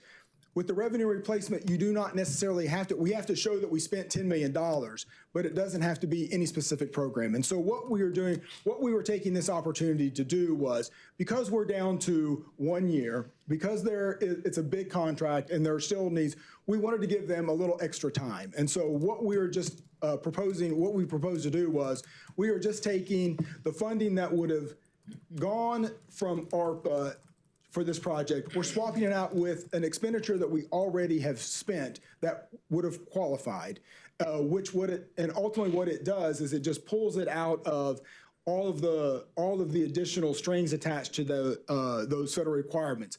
We are choosing, though, to still treat this as an ARPA project. So we are still monitoring as if it is an ARPA project. However, what it does allow us to do is it does allow us to extend that deadline. And so just as a heads up, we have to have all the expenditures in by the end of this calendar year. So we're basically now down to 12 months to spend that money. The ARPA team will be active for 6 months after that as we sort of wind down the ARPA team. And so really what we're doing is we're sort of giving this project a 6-month extension, which it just happens to be because this project fell within that revenue replacement funding source. I know that was kind of a long, drawn out. That was a long time. So we've done a switcheroo, in essence, to allow more time because we had time restraints on one pot of money. We switched it out. Where are we now putting that ARPA money? Where did it come from? Where is it? So we have been evaluating that, and I suspect the best way to manage that is we're going to swap it out with our health fund. So money that we have spent already, expenditures that we spent with the health fund, the funding that we used for our health fund, we're just going to sort of swap it out. That's already expended, or Right. yeah, okay. Yes. Interesting. And absolutely legal. There are no restrictions on that. Okay. Well, that answers a lot of my questions, which were about deadlines. So I'm going to be done for now, but I might have something later. Thank you. That was really a helpful explanation. Any other questions on that? All right. So with all the changing of the source of funding, what's happening to the funds that we're holding right now? Like, are they active? Are they accruing interest? Or, and I do like the idea of, if we don't have an external fiscal agent, it's coming back to be managed by us and paid out based on invoices. I appreciate the redundancy there. I appreciate the safety and management of that. And it seems that we'll be able to put more money into the actual projects of it going out. But what happens to these types of funds? Do they accrue interest? And So in this situation, yes. So this was the way the federal government designed this ARPA program. They gave us the money up front. So yes. So that money, we received it. What we do not expend of those ARPA proceeds has to be returned to the federal government at the end of this calendar year. We are earning interest on the funds that we have sitting in our bank accounts. And so we set those funds aside. And what we chose to do, because we decided to expand some of our programming, how we are funding the ARPA team, those administrative costs are being paid for out of the interest that we are generating off of the ARPA funds that were received. That's really helpful, and I'm glad you guys are doing that. Yeah, go ahead. And this may be for Deputy City Manager Winbush.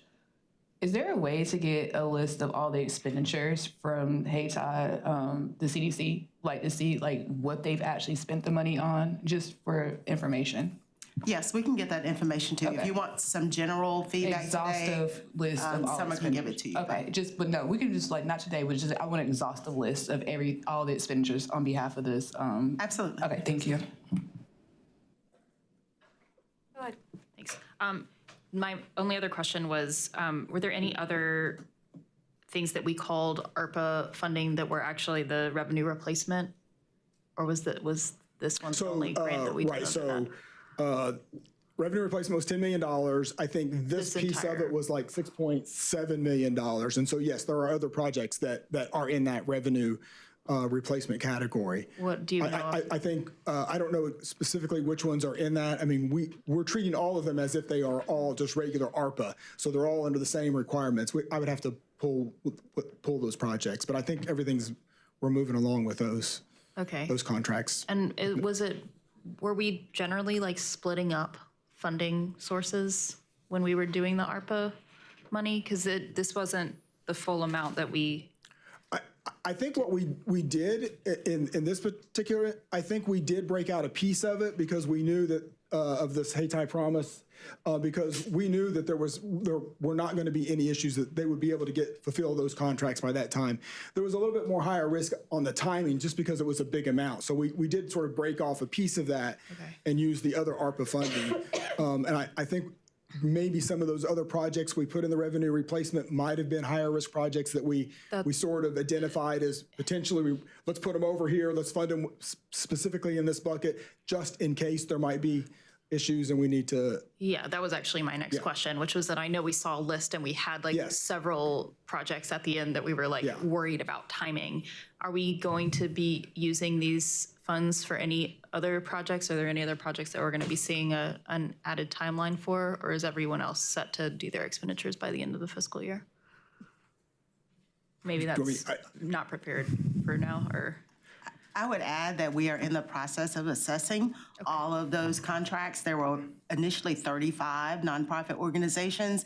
So we have a stoplight report with the green, yellow, red, and we have some in the red that we are actively intervening with those organizations to try to get them on track or reassign those funds to another organization, another nonprofit organization, or self-fulfill the scope of work. So we're not there yet.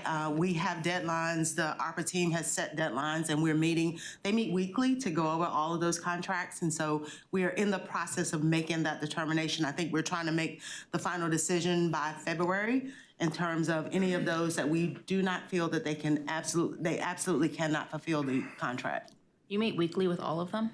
I do not meet. They meet weekly. The ARPA team. Oh, okay. Still. Yes. Okay. Still. Okay. Yes. Great. Thank you. Those are all my questions. Yeah, and I would say we are very proactive in monitoring this because it is not our intent to give the federal government any of that ARPA money back. So we are coming up with plans, contingencies as to how we may ensure that all of that money is expended by the end of the year. Yes. Thank you. That is my expectation, and I appreciate that y'all are doing that. Is our expectation as well. Yeah. Yeah, I have a question. So you talked a bit about how you're continuing to view it as ARPA funds, even though it may not technically be ARPA funds, and that gives you this flexibility to give a longer timeline. I know one issue why the longer timeline has perhaps been needed is because of restrictions around use of funds. And is it also then possible with this level of flexibility you have to allow for a broader set of uses of those funds in order to make sure that it gets spent appropriately in a way that serves the community? So technically, yes. So you could, since we are pulling that out from under the revenue replacement funding, it could be used for a broader use, although it really sort of already had that freedom. We just were operating under the same guidelines, restrictions for the revenue replacement money as we were for the regular ARPA funding. But technically, yes, we could expand that scope if it needed to be expanded. Thank you. Does anyone else have any questions for item 13? Okay, thank you. Moving on is item 14. Councilmember Rist, I have that as your pulled item.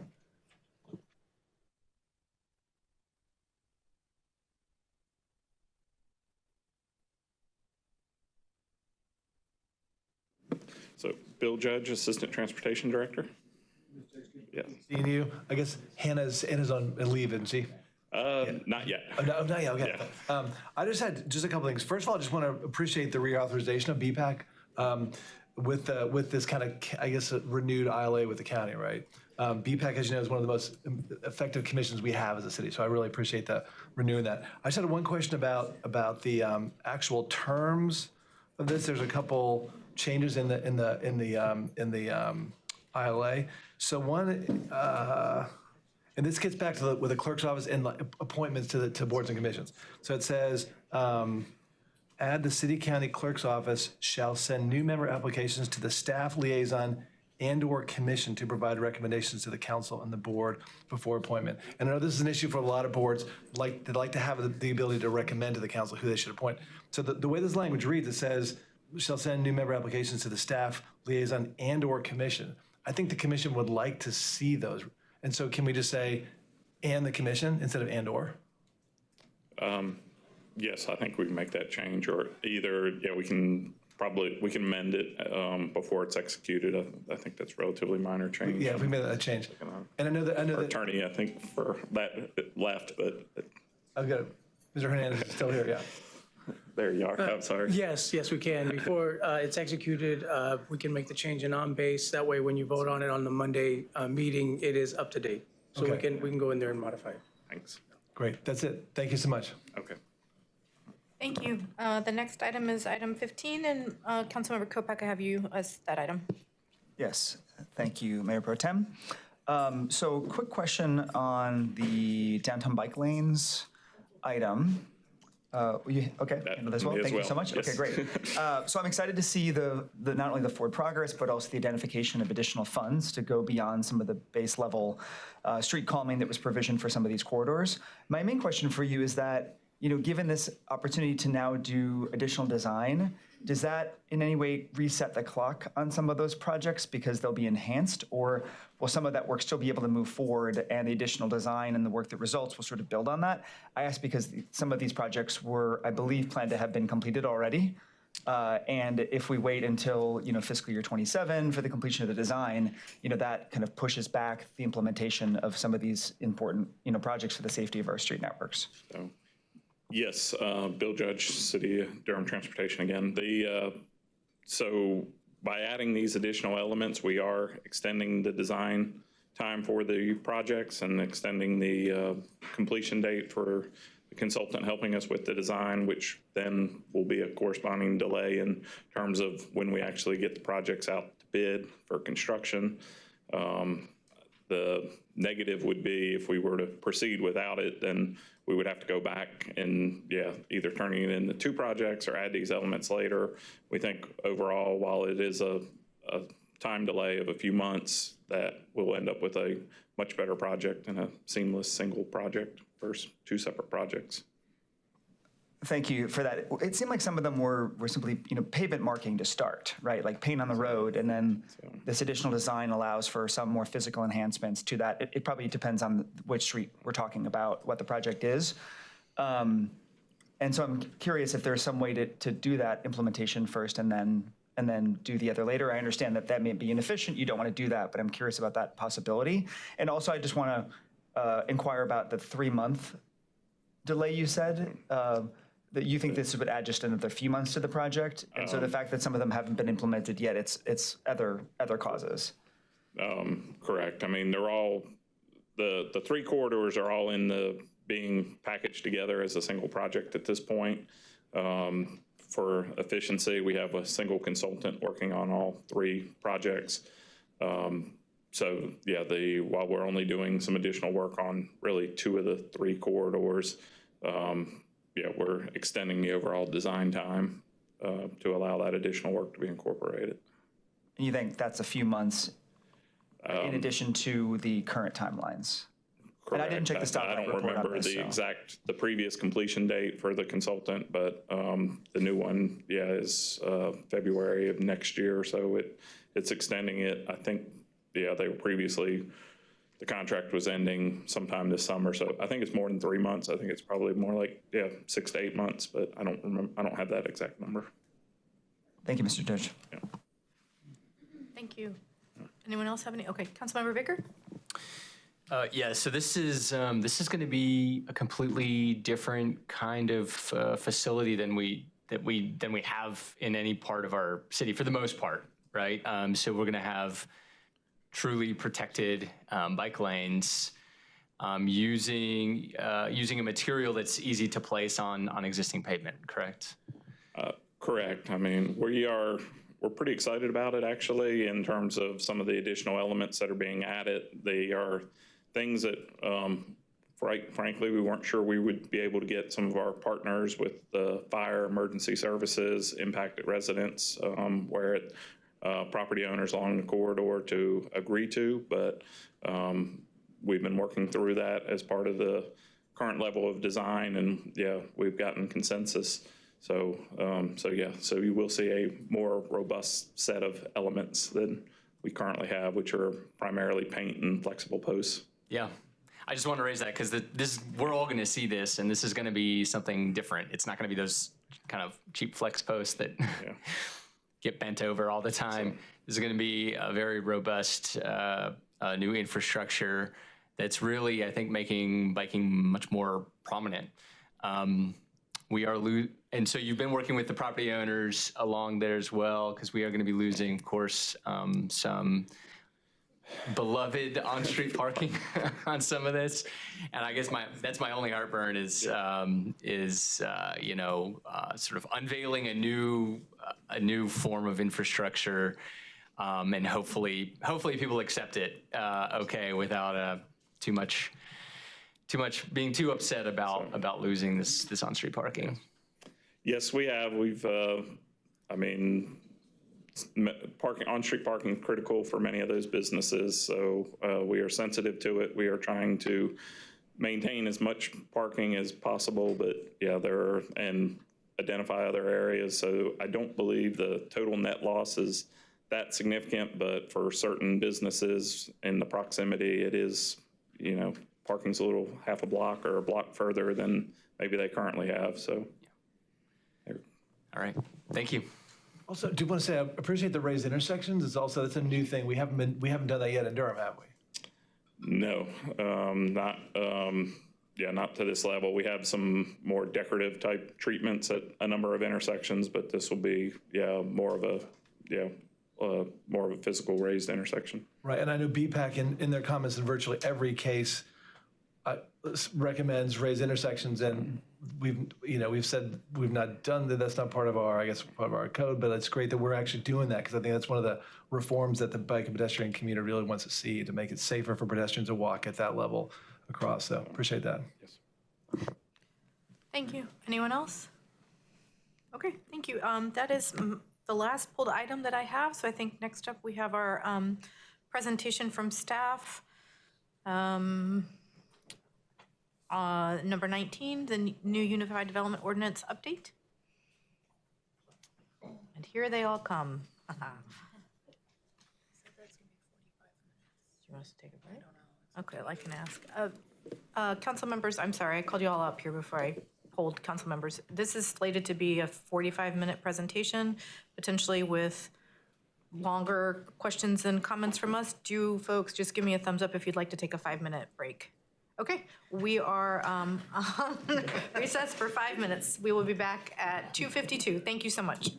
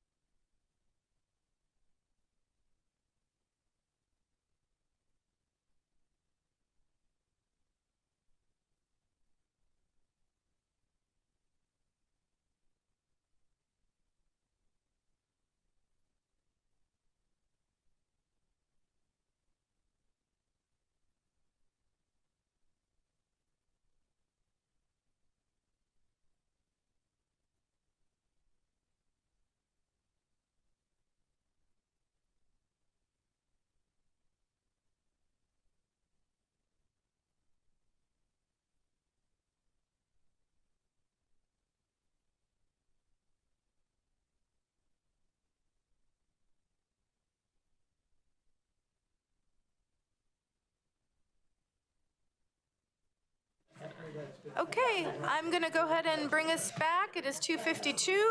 My colleagues are back. I'll just keep us moving until the mayor's back. So I'll be asking staff. I will go teacher mode.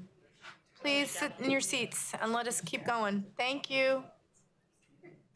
Yeah, I taught elementary school for a long time, y'all. Good afternoon. Thank you for being here with us. Do you want us, I think it's pretty long. It's a long presentation. So do you want us to kind of like group our questions? I want us to be efficient and also not wait till the very end either. Every time. I was actually going to suggest asking questions sort of by topic as we present.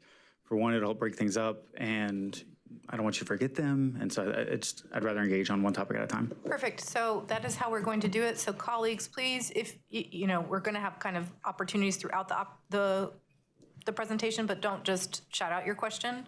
Please wait to be called on and at that opportunity. Thank you. I'm going to pass it off. Great, thank you. Bo Dobrinsky with the Planning and Development Department. With me, I've got Robin Schultz and Lisa Miller as well may assist or may need to assist. We're here to provide an update on the new Unified Development Ordinance project. We did provide this presentation to the Board of County Commissioners on Monday for their work session. There we go. So just a sort of a reminder in terms of the project structure. We have contracted with Code Studio, who has functioned as our technical consultant in terms of drafting, putting together graphics, and really carrying the heavy load on the project. We also contract with the consultant TG Allen and Associates. Dr. Tawana Allen has worked with engagement ambassadors and really contributed a great deal in terms of getting engagement on the project, focused engagement with specific communities that had previously or typically been underrepresented in land use decision-making. So as the planning staff has worked in terms of broad engagement efforts, which we've talked about a great deal.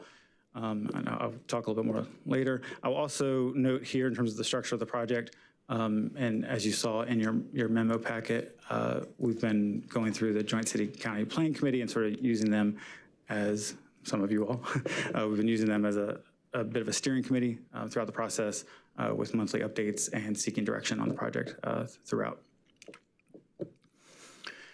And it has been there have been a lot of updates. As you see here, fall of 2024 is when we released what we called the first of 4 modules. This was the zoning districts, maps, and uses. Spring, it was the development standards, which apply to all of the districts. And then fall 25, this last fall, subdivision and infrastructure, which also included our environmental standards. And here we are, early 2026, where we will be releasing sort of the 4th module, which is full draft, including the administrative section. I will just note, moving with each module, we held virtual sessions, in-person sessions. We've had ongoing office hours where community members could come and speak with planners and discuss the project. Given sort of the dense nature, as you will see, given the long presentation, it's really been the most effective way, or one of the most effective ways to engage on this project, so we can sit down and really go through the details. I will also I'll note now that we're sort of pivoting towards the end of the project. Now our focus on engagement is really on sending folks towards the engagement process, letting them know how to engage in the adoption process and how to get input to you all as decision makers. Some specifics about the upcoming project timeline. We are wrapping up the entire draft as it is, or currently sort of going through some final reviews and some final tweaks to the administrative section. February 24th, there is a special planning commission meeting scheduled, which will be the first of 2 meetings where we expect the planning commission to hear the item, have the public hearing, as well as a presentation from staff. There is a joint public hearing scheduled for you all and the county commissioners, April 22nd. And we will bring that into a work session in May with the hopes of an adoption prior to the end of the fiscal year. So a little bit of a reminder in terms of what the role of the UDO is. The comprehensive plan was adopted October 2023 after 4 years of significant engagement with the community. This was the community's vision. This was a deliberate process that also, I must note, there was a great deal of effort spent in hearing the voices of folks that hadn't been represented previously. The direct language that we heard and direction that we got from the community was directly placed into this comprehensive plan. So I think it's really important when we talk about the implementation of the comprehensive plan and of course the EDO, we recognize that this is our effort to sort of deliver on those promises we made by the adoption of the plan. There's 30 action items that speak to the UDO in the comp plan. One of them specifically talks about, or there was a policy that talks about creating districts that align with the adopted place type map. And again, we'll talk a little bit more about that. Of course, the other theme that you'll hear, or that you all are very familiar with, is the growth management strategy in terms of the urban growth boundary, concentration of growth within. The UDO itself, of course, is the development rules. And so these are sort of the specific regulations with the intent of transforming the place type map sort of vision into the rules and regulations for each property. So they should align. There we go. So just general goals of the project, housing choice and affordability, right? So comprehensive plan talked a lot about allowing for a mix of housing types throughout all of Durham, encouraging the creation of more affordable housing, and of course, just different types of housing. You know, we all have different housing needs, the community has different housing needs, and find ways to provide a mix of those throughout the community rather than having them segregated.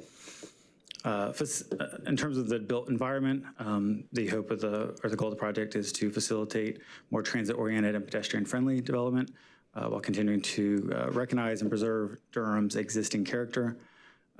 Also looking to increase open space, protect tree canopy, also make sure that we've got stringent rules as it relates to the replacement of afforestation, promoting sustainable development as we densify.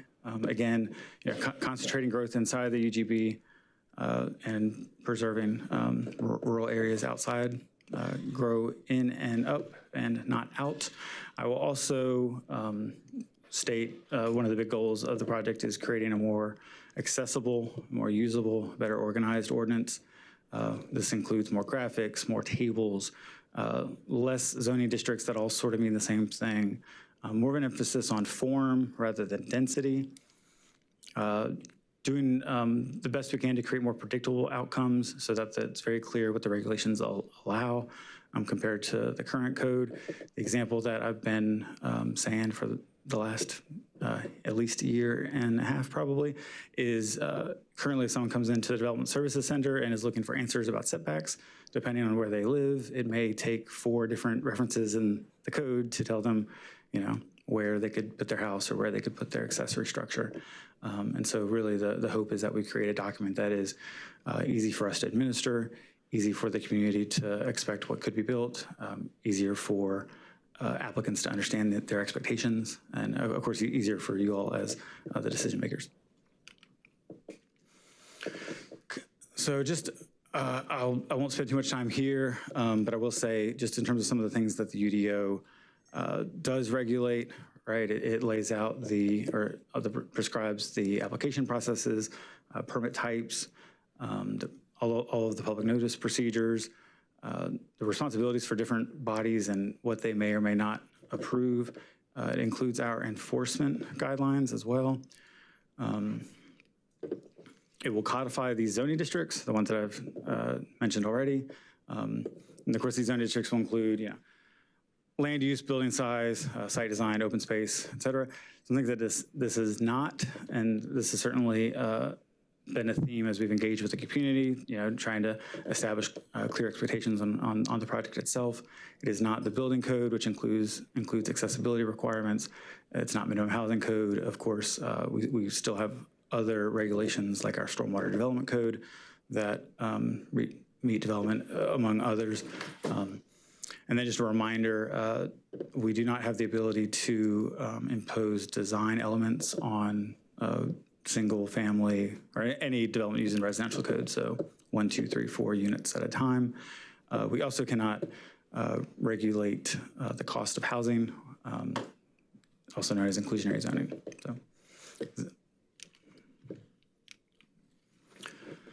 So this slide just really represents the types of things that the UDO regulates, right? Like the massing of a building, the lot and form, the size, where the building can go, how tall it can be, how wide it has to be, what's the maximum width, building exterior, so windows and doors, entry features, other design requirements, use and density, so the types of use or the ways that the property is used, as well as the number of dwelling units. And then site design, this is things like parking dimensions, circulation, solid waste facilities, the screening of a site, open space, tree coverage. The document is hundreds and hundreds of pages, so much of it is site design. We can talk about that all day. So these are the types of development regulations that are in the ordinance. So the first module that was released fall of 24, the content was really the zoning districts, 2 pages of regulations for each generally, in most instances. I'll show a better example later. Here's the list of the new proposed zoning districts. You'll see we're introducing mixed-use districts, RX and CX, with various types based on the allowable height. Our current code does have a mixed-use district. I will say that it is used on a limited basis, and there's quite a bit of opportunity for improvement. Also, with the comp plans focus on 50-minute communities and more mix of uses, expanding those districts and sort of right-sizing them where appropriate it'll be more effective with having the multiple districts.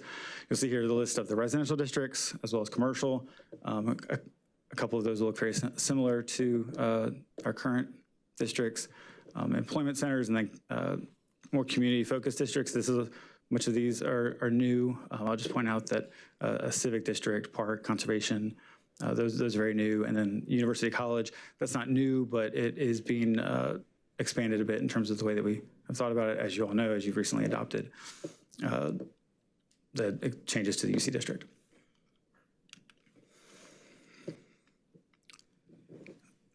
Again, the districts themselves, I've already talked about the height and density uses in terms of the regulations. What I want to point out here is each district, each property in Durham, city and county, proposing to rezone all of them to align with the place type map.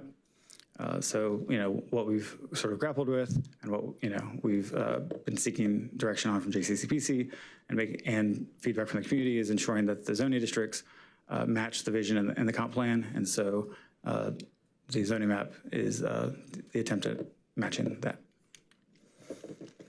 Here's the example of the 2-page district standards, RB, residential suburban. So this particular district is most similar to our existing RS20. And you'll just, I want to point out the use of graphics for one, the tabling, it just, being able to see, yes, the street side yard setback, there you go. And so in a lot of ways, we'll be able to, just from a customer service standpoint, it'll be night and day better than currently what we have to do when folks come in.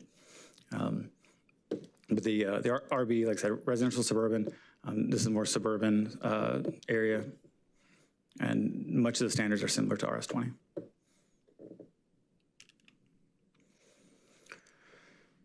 So the use table, obviously we have a table of uses in our current code and the proposed code where each district is assigned sort of a yes, no, or yes with particular conditions or limited use standards, as they're called, in the table itself. This is something I just want to really highlight here, where while engaging with the community, while working with the JCCPC, we have made some changes to the draft over the course of the project, and I think we're pretty excited about some of these changes. So one of those just being an allowance for neighborhood scale non-residential in the RD district. So we'll talk more in a bit, but the RD district is probably the most common mapped district for the established residential place type. This is with 5,000 square foot lots, fairly similar to our RU5. So we're proposing that if you obtain a special use permit from the Board of Adjustment, you can provide small scale commercial, retail, restaurant up to 5,000 square feet. The idea behind this provision, of course, is right, we want to see more walkable neighborhoods. We want to see neighborhood services closer to where residents live, where the neighbors are. And we recognize that, you know, through our regulations, we can only sort of set up the framework where the market will then provide those services, right? And so obviously the comp plan, the place type map shows neighborhood services areas. Obviously through zoning, we will do that as well, but we don't have the, we don't know who's going to want to sell the property. We don't know if there's a shift in development pattern that a particular corner or a particular street may make more viable. And so we really wanted to open up the opportunity to see those coffee shops, those small retail spaces, those dental offices, other neighborhood scale services that folks could walk to, so they don't have to get into a car and drive necessarily to go to the places that they need. Also, you'll see through looking through the code that there's increased areas where agriculture uses are allowed. The current code's already fairly permissive. We worked a great deal with many stakeholders in the community to just ensure that urban agriculture was very much a very real and viable thing, and there were no barriers for folks to be able to grow their own food or grow food for their community or obviously others. There is a bit of a shift to legislative decisions over quasi-judicial in some instances. Just one example I used there, two examples. One we've already made. There's some fairly impactful land use decisions that were going to Board of Adjustment for minor special use permits, just using schools for an example, right? Very impactful, a lot of interest whenever a school is proposed, and the quasi-judicial process that the Board of Adjustment runs under is much less equitable in the sense that interested parties, they may be expected to hire experts for sworn testimony. They may not have the time, right? They have shorter notice than the applicant. The applicant knows they're proposing the project right when they come up with the idea, whereas the residents, have 10 days, 15 days. And so in instances for some of these pretty substantial uses, schools, churches, et cetera, they'll be required to be in the civic zoning district, which would be a legislative decision, which of course allows residents the opportunity to provide their feedback to you all or the county commissioners as a part of the process, rather than it being simply outlined in the quasi-judicial procedures. And then, there's a whole lot of just changes that are made due to the sort of the abandonment of development tiers. So the previous comp plan and subsequently our current UDO references development tiers for many regulations, obviously making those tweaks to living use standards in other areas where tiers are an issue. Oh, just real quick, Sure. What's L and P and then the L / what is it? Yeah, great question. So P is permitted, right? So that is allowed in that district.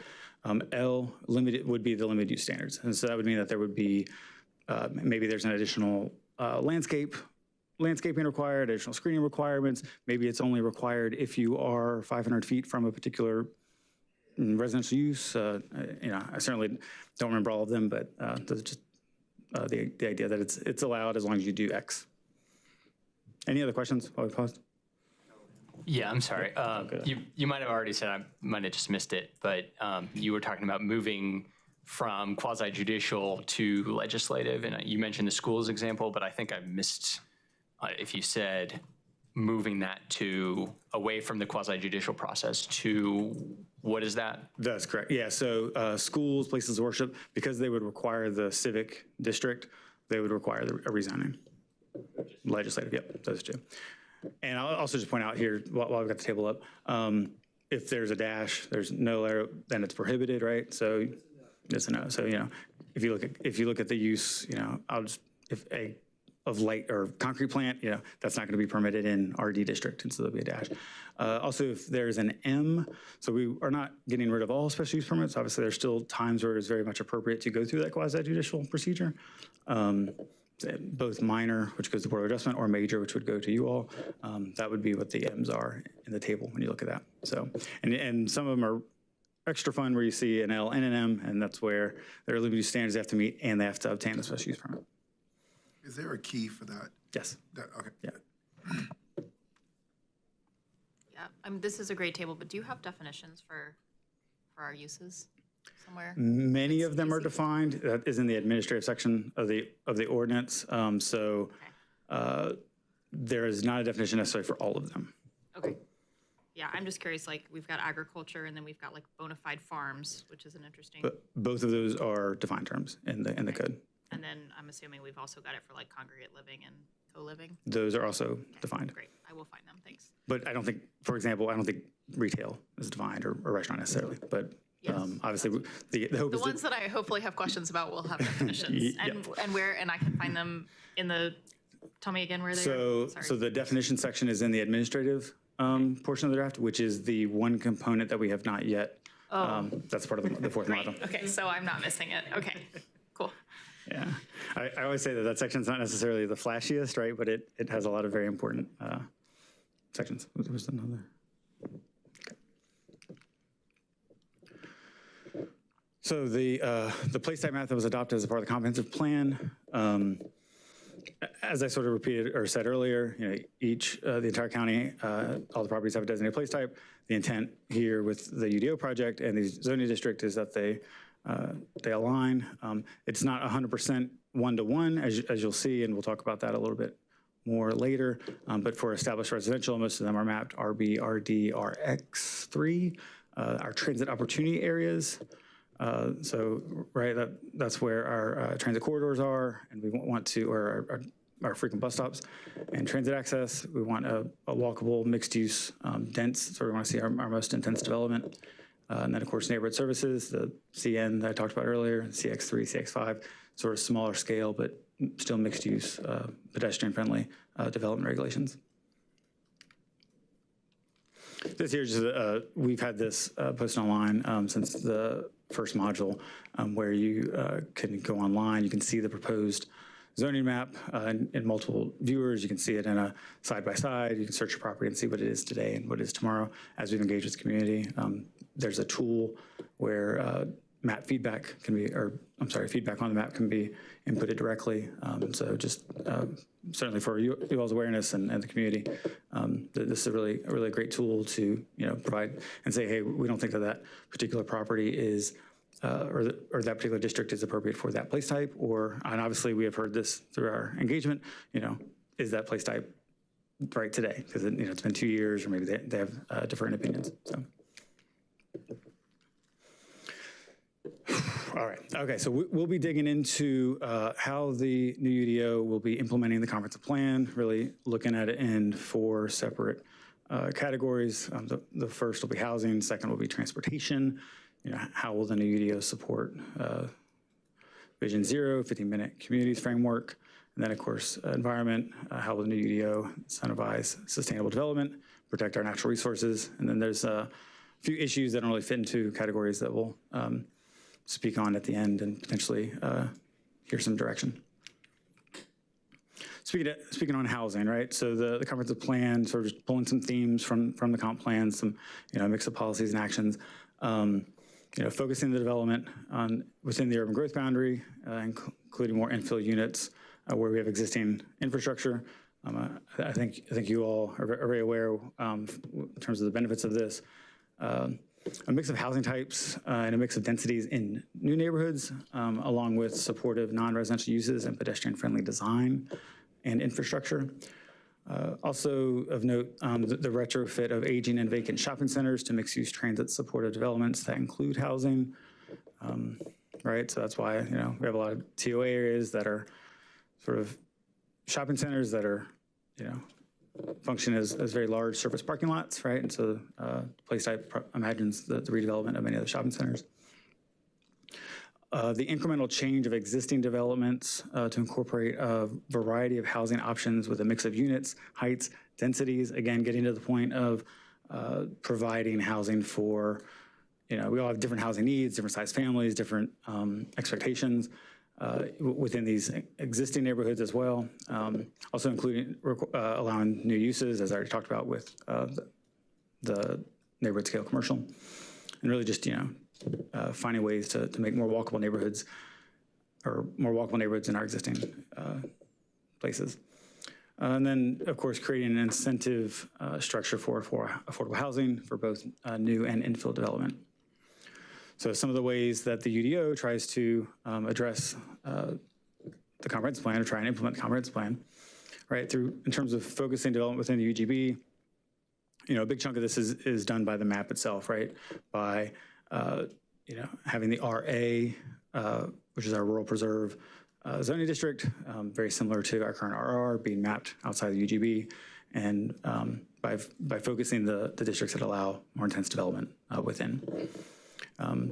Obviously allowing this housing, looking at our densest districts that allow residential uses, RD residential, and then the CX and RX mixed use districts. We are including some height bonuses, and density bonuses for both if you provide compact units and more affordable units. This is through those residential districts in the UGB. I'll get into details of that in a minute. And then, of course, these mixed-use districts, the CXs, sort of focusing that density along existing high-frequency transit corridors. And so I'll just emphasize again, going from the sort of the comp plan to the UDO, a big part of that is sort of the mapping of the districts themselves.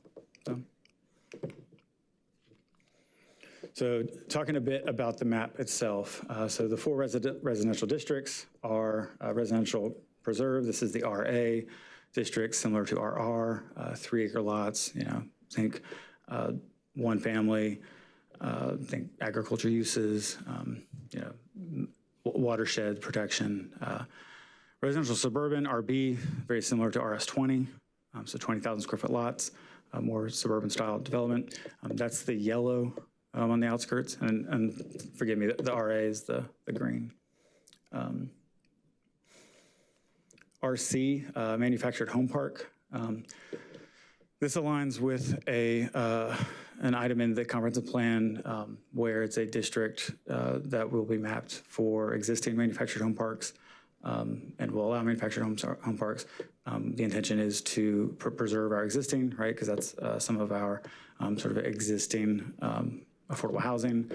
And so that zoning district will apply to the existing. Obviously, it could be used for subsequent new proposed manufactured home parks or RV parks.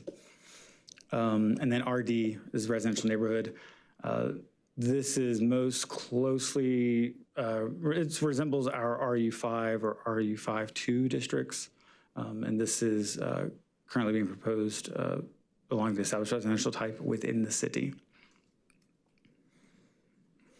So the yellow being the RB are areas, much of them, not all, but much of them are areas that are outside of the city, but within the UGB. Let's talk a bit specifically about the RD zoning district, as that is the most prominent district in the established residential place type. You'll see here, this is the sort of the graphics for that 2-pager that I showed you earlier, or that version of the 2-pager. So the base requirements for the RD, 5,000 square foot minimum lot size. You'll still be able to have an accessory dwelling unit. Obviously no affordability requirement, as I started the presentation saying that we don't have the legal authority to do that.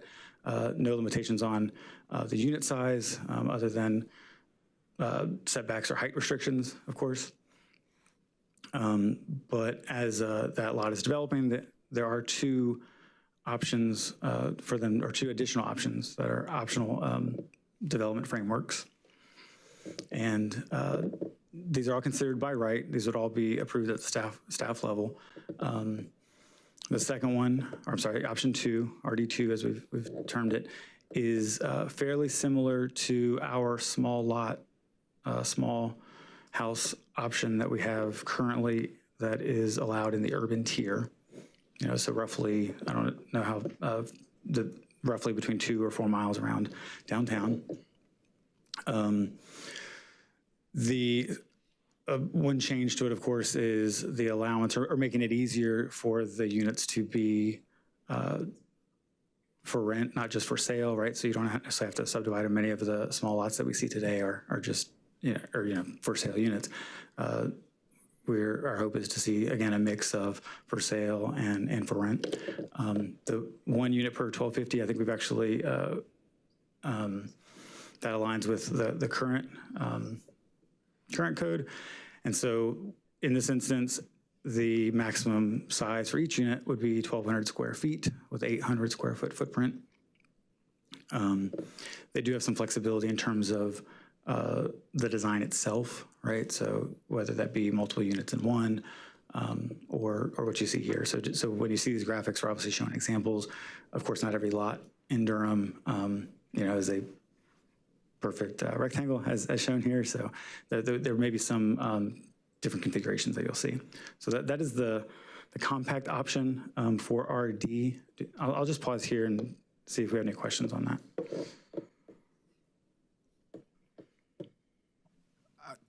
I was really intrigued at how we were talking about generating, something economically affordable through design. And so I don't necessarily have a question, but I just wanted to really highlight that because, this document is going to be our operating document. And I think what I'm most intrigued about is how our decisions, align or, how do we, it's like we have the UDO and I know that we can press, applicants when they come before us, but I'm really interested in how, moving forward, this is going to better align with what we're, wanting as a council. And I hope that, we continue to reflect and make sure that we're using this to guide our way forward. But this is really helpful. I was holding my question because we're talking about affordability, and there was a slide earlier where we talked about housing, affordability, and environment, and there was something else, legislative or whatever. But this is helpful to see. Utilizing design to encourage or incentivize affordability. Yeah, that's certainly the intention, right, is with housing typically being priced at, cost per square foot by putting that cap on the size of the unit that could be provided. And of course, in our current framework in the urban tier, we see many folks building up to that 1,200 square foot line, right? I will say that fairly recently we've got some of our smaller scale developers have gotten a little more creative and they're providing more units that are even smaller, right? Like we've seen more of that, which I think does speak to offering different housing types in these existing neighborhoods that otherwise are fairly unaffordable. Obviously that's relative, but and so it speaks to that. And of course, the increased density contributes to some of our more walkable community goals. One more question. On this legislative front, it's probably not the sexiest section, but I think it's some really big things that we need to talk about in there in regards to affordability. For example, I don't know if it's the state housing code or board code, whatever, when they determine, no longer being able to use Euro lumber. Well, that made things way more expensive, and we never talk about that. And then you think about the labor that we have to pay in the building process. I'm really interested in digging down into the multiple factors that cause development to be so expensive. And, as I'm looking at these diagrams here, how we are doing our part by utilizing design and, and incentive programs to encourage more affordability. But I don't want to, and hopefully our UDO can help us, have this conversation with our state leaders, but I don't want to just, not have that dialogue to happen. And as we're trying to get more affordable, there are two major things we can do at the state level that are policy that could really bring down the cost. And I don't know if that's federal or what, but I just wanted to put that out there. Those are two things I'm really interested in that affect the cost of the building process. And then, of course, we did what we did in SCAD, which was also affecting the process. But yeah, just putting it out there. Just one question. So on this option 2, you just described the compact option. So is the assumption there that these are like 1,200 square foot maximum unit size? There's no affordability requirement. Is the assumption that this is kind of workforce housing? Is that sort of? I mean, yeah, certainly, a lot of that we can't dictate, but yeah, it's, we have seen with the existing small lot option, and I don't have the numbers in front of me, but obviously they're a new home that is a small lot is substantially is priced lower than a standard 5,000 square foot lot, right? Just the cost of land dictates that. I mean, and then obviously the 5,000, the base, looking at this example here, it's going to be a much larger home. Subsequently, it would be priced higher. So yeah, I mean, I think that's fair to say that, the intent is just to make sure that we have multiple degradations of housing options and subsequently prices. And that was and again, option 2, the compact option would be that's a by right scenario in the RD district. Mm-hmm. So can you tell me right now under our current zoning rules, the small lot option, what do you have to do to sort of be able to use the small lot option? So they submit a subdivision plat to staff level review, and then submit a building permit. And we've seen, I don't have the most recent numbers, several hundred of those built since 2019 when they were first allowed by the expanding housing choices. So it's a modest review process. You got to apply for that. You got to get the approvals. It takes some, but that's not a super cumbersome process. Or how long does that take to get the approval for a small lot? I mean, it's the same as the standard lot. Forgive me. The plat itself may be an additional process, but it's fairly smooth. But it's not by right still. It is by right. Oh, the small lot is by right. It is by right. Okay, thank you. That's your point. All of this is by right. That's the point. These are opt-in. These are like opt-in districts. So the base would be on the left there, but all of these are allowing different things that are not discretionary review, but they're saying you can opt in, and so therefore it subjects them to potential additional requirements that are in the code or not in the code. So a question on the affordable option, and maybe you're going to talk more about this, but I'm curious about the focus on 80% and 30%. Are you coming to that? Yes, can I go there next? I will be happy to wait. Yeah, awesome. Yeah, just the oh, you're still on that picture. Sorry, I was looking at my slide. So yeah, the only one where it's like if you want it even denser is where you apply that affordability piece of it, right? You can do the middle, right? Like the denser you want it to go, like then you have to pony up affordability. Mm-hmm. Okay. Great. So I'll talk a bit about this third affordable option, just as Councilmember Kopech queued me up. So you can seek by right, you can choose to get a 1 unit per 625 square feet of lot area. You'll see here that we've shown, multiple multiplexes on that same existing lot. There's probably a multitude of ways to develop it. I'll say that we probably anticipate the affordable option going, because of sort of the math on it, we expect those to be, not 2 or 3 units, right? This probably is more like 8 units on the same lot. So they get that additional density if they provide at least 8% of the units at 80% AMI or 4% of units at 30% AMI. And I'll just speak to these numbers in general and sort of why it's proposed at that number. Obviously, we're here, if there's additional feedback from you all or direction as it relates to those numbers, that's what we're here for. Our current code has an affordable housing density bonus. And that the required percentage for that affordable housing density bonus is 15%. That has been in place for a lot of years, I believe since at least the 90s. And we've gotten, I believe, 8 units with that existing percentage. So it was certainly our thought that, you know, we wanted to encourage the use of the bonus. We did not want to carry forward an incentive structure that sort of stayed on the shelf and didn't actually create any units. And so our first thought process was to reduce from that 15. We then took a look at what was being proffered at the rezoning stages, right?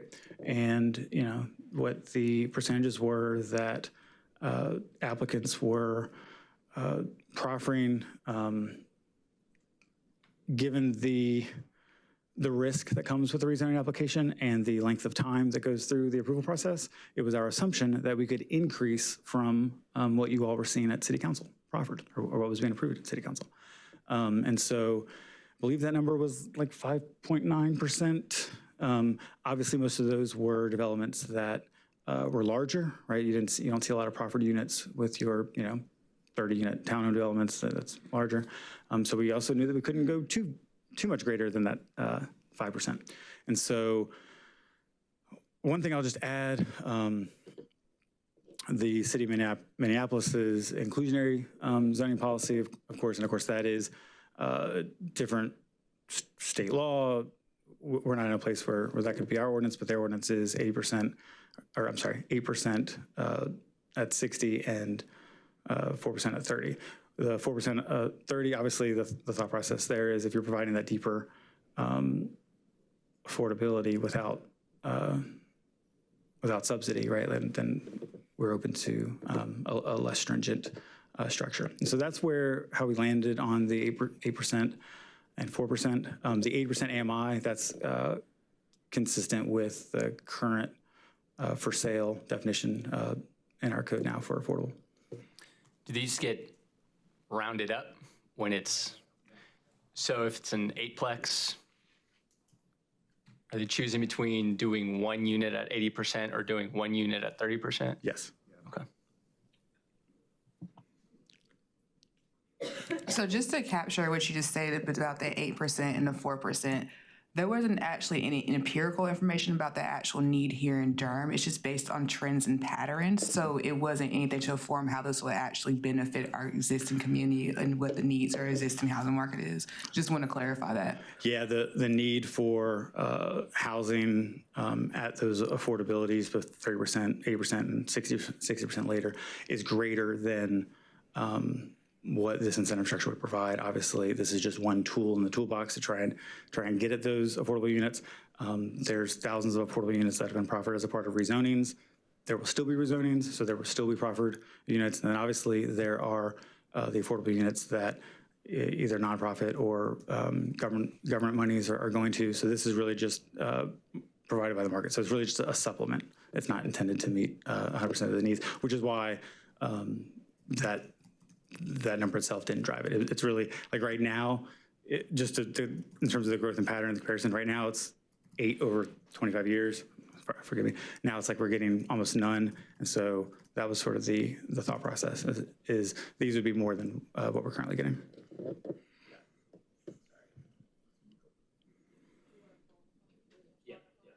Were you done? I had a follow-up on Shanetta's comment. Previously in the JCCPC meeting, we've talked about further incentivizing 100% and more deeply affordable. And I know right now we're just looking at the RD district on the slide, but just in general, is that something that we're getting close? Because I know that we weren't quite there yet in figuring out what we're going to do, but are we closer to what we want to do there? Yeah, you'll hear this a lot where we're stealing from other parts of the country. Somewhat loosely modeled after a program City of Austin's doing. We will be creating incentives just like this and allowances in terms of height as well for 100% affordable options. I mean, on a weekly basis, right? Like we have these LIHTC projects where we keep finding barriers and parts in the process that are making it more difficult to have these affordable units come online. And so one of the things that is not in the text just yet, again, we're still sort of working through it, is a path for 100% affordable that is, for one, easier and then, of course, and further incentivized. I'm getting a bit stuck on the fact that the option number 2 doesn't have any minimum lot size. Because what I heard you saying was that we kind of based the percentages on the affordable option 3 over like the proffers that we were sort of seeing as we're getting projects in front of us, which seem actually more akin to option number 2.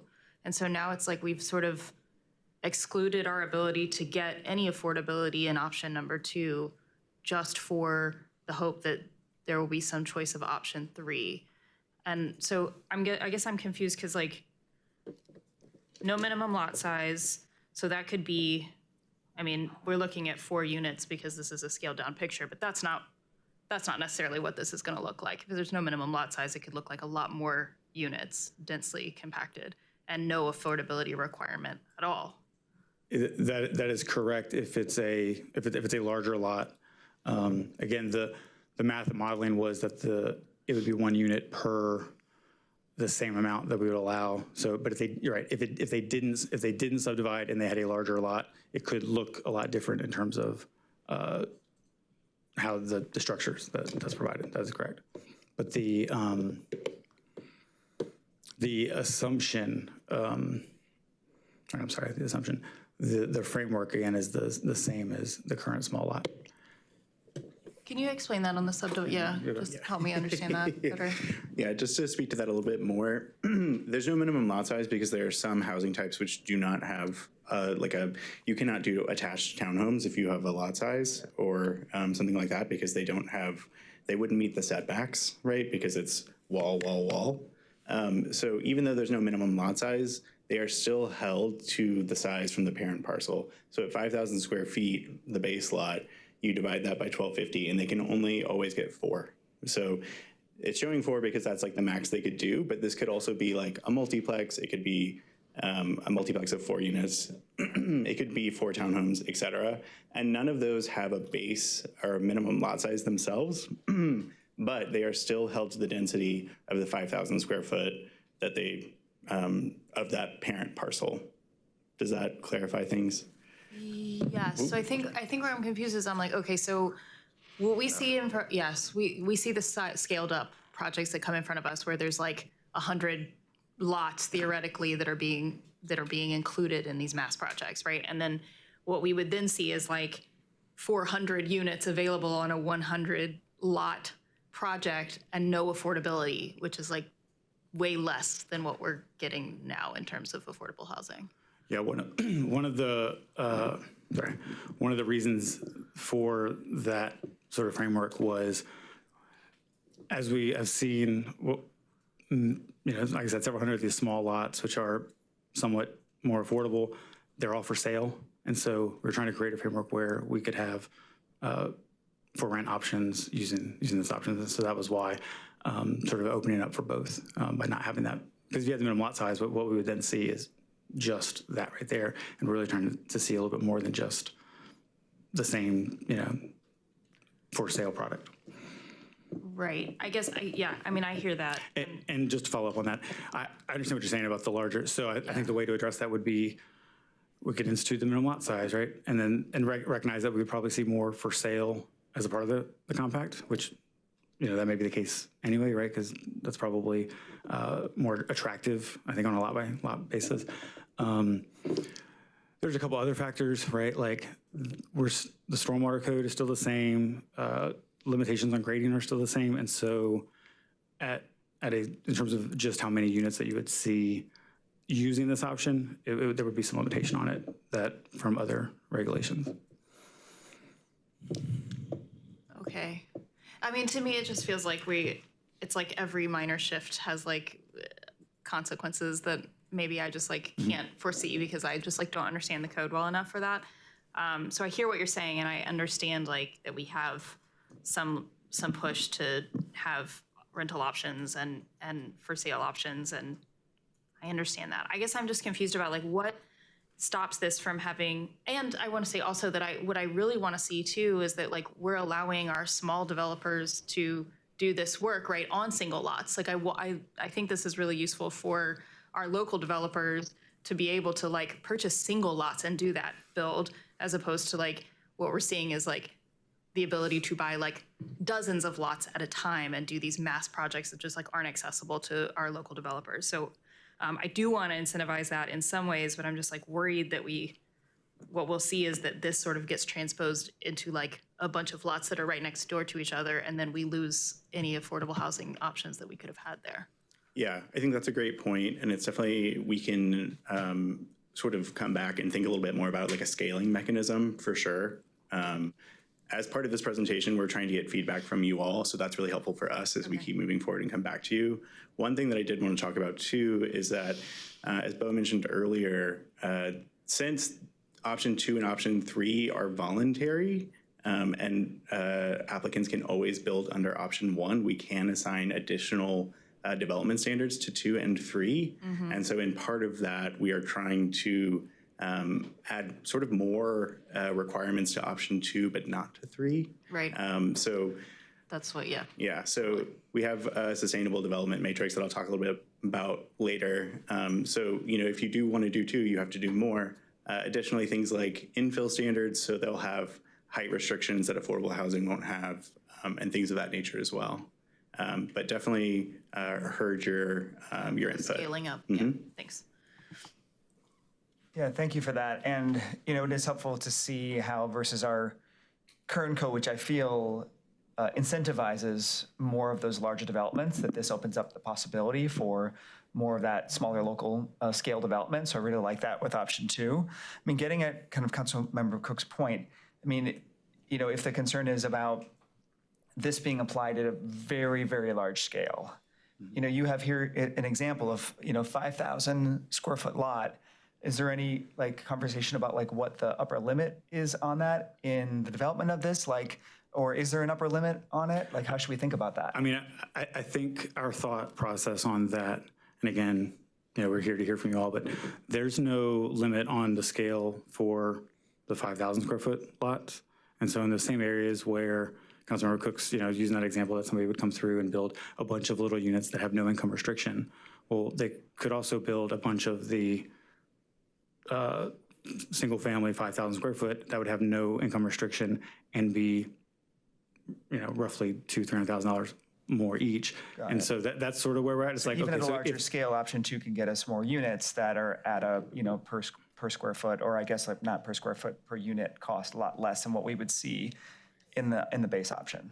Correct. Yeah. Okay. So that's, you know, again, I think we'd be open to some sort of cap, but I think given where we expect it to be developed, that's not what we've proposed. Thank you. I just want to say I appreciate this. We've had these conversations at JCCPC a bit. What we want to incentivize is best use of land, most effective use of land. And folks who build houses build what you make is easy. They're there, they run a business, that's what they're there for. And so if you incentivize whatever you make harder to build is what they're not going to build. So if we want, while we see that option 2 may have some things that, you know, we don't love, we don't want to make it that option 1 is the easiest thing, because then that's what we're going to get a lot of. We want to see not large single family homes, because that's still going to be allowed. A 5,000 square foot lot is still going to be allowed. And so I think that to me at least is the purpose of finding that kind of middle ground, which is like we have the very, you know, very loose restrictions because you're providing affordability. We want that path. Providing affordable housing is difficult. It's not an easy thing.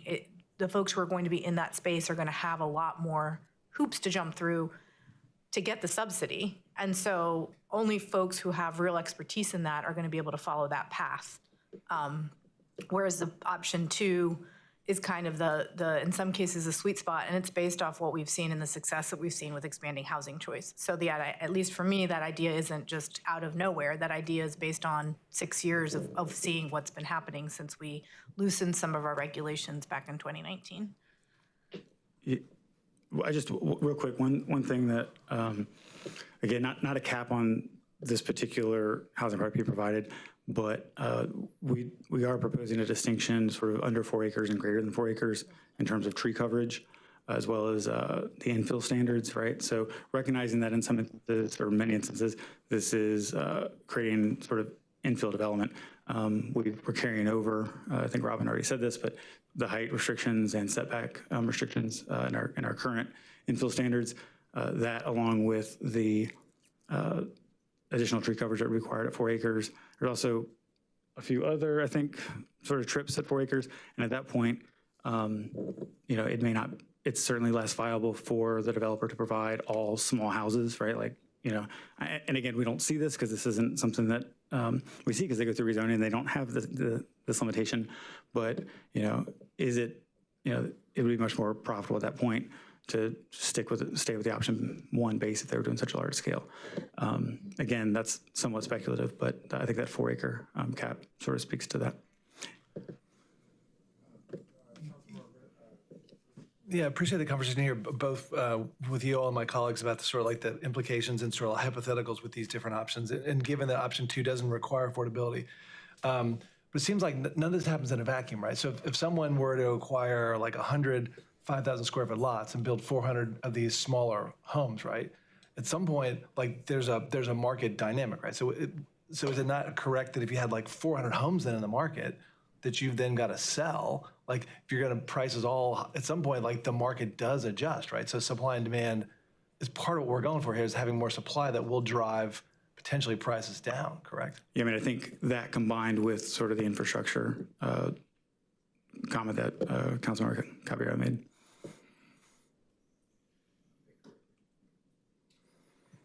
Are we looking at facilitating and streamlining the process of making it easy to feed units into the subsidized housing realm? The answer to that is yes. I certainly, and I will not commit to anything certainly, but we know that as we continue to, if we see success with this, we're going to make sure that we have to have the infrastructure in place for small scale developers or even large scale developers to, whether it be through compliance, whether it be through education, whether it be just through coordination, we need to do the best we can to make it as easy as possible to provide these affordable units. Yeah, thank you.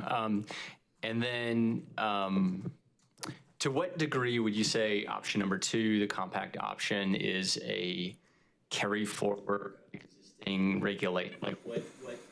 to what degree are you attempting to carry forward existing regulations and just kind of simplify it through this method?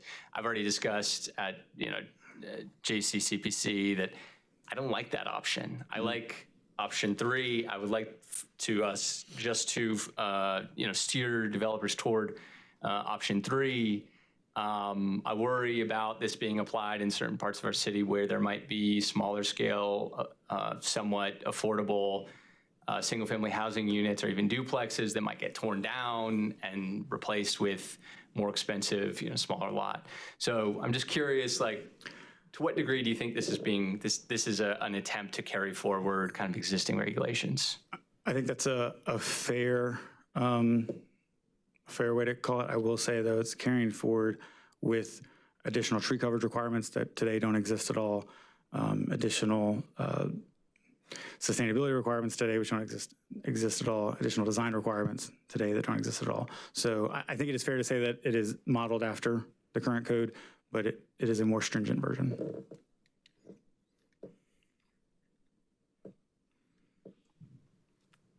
I'm curious because I thought you were going to go somewhere different when we were talking about the restrictions that started at 4 acres, and I was wondering if y'all talked about doing maximum lot sizes restrictions at all, or is that not a conversation? I mean, to me, it seems like we're kind of not interested in having single family homes on large lots, right? And so just curious if there was conversation about disincentivizing that usage. There has not been conversation in terms of providing or including a cap on that. Obviously, finances themselves, right, like the number of lots equal amount of profit for developers, and so that sort of incentivizes the smaller lots. themselves, so that has not been a part of the conversation. But you're right, we do not want to see large, single-family, large lot subdivisions.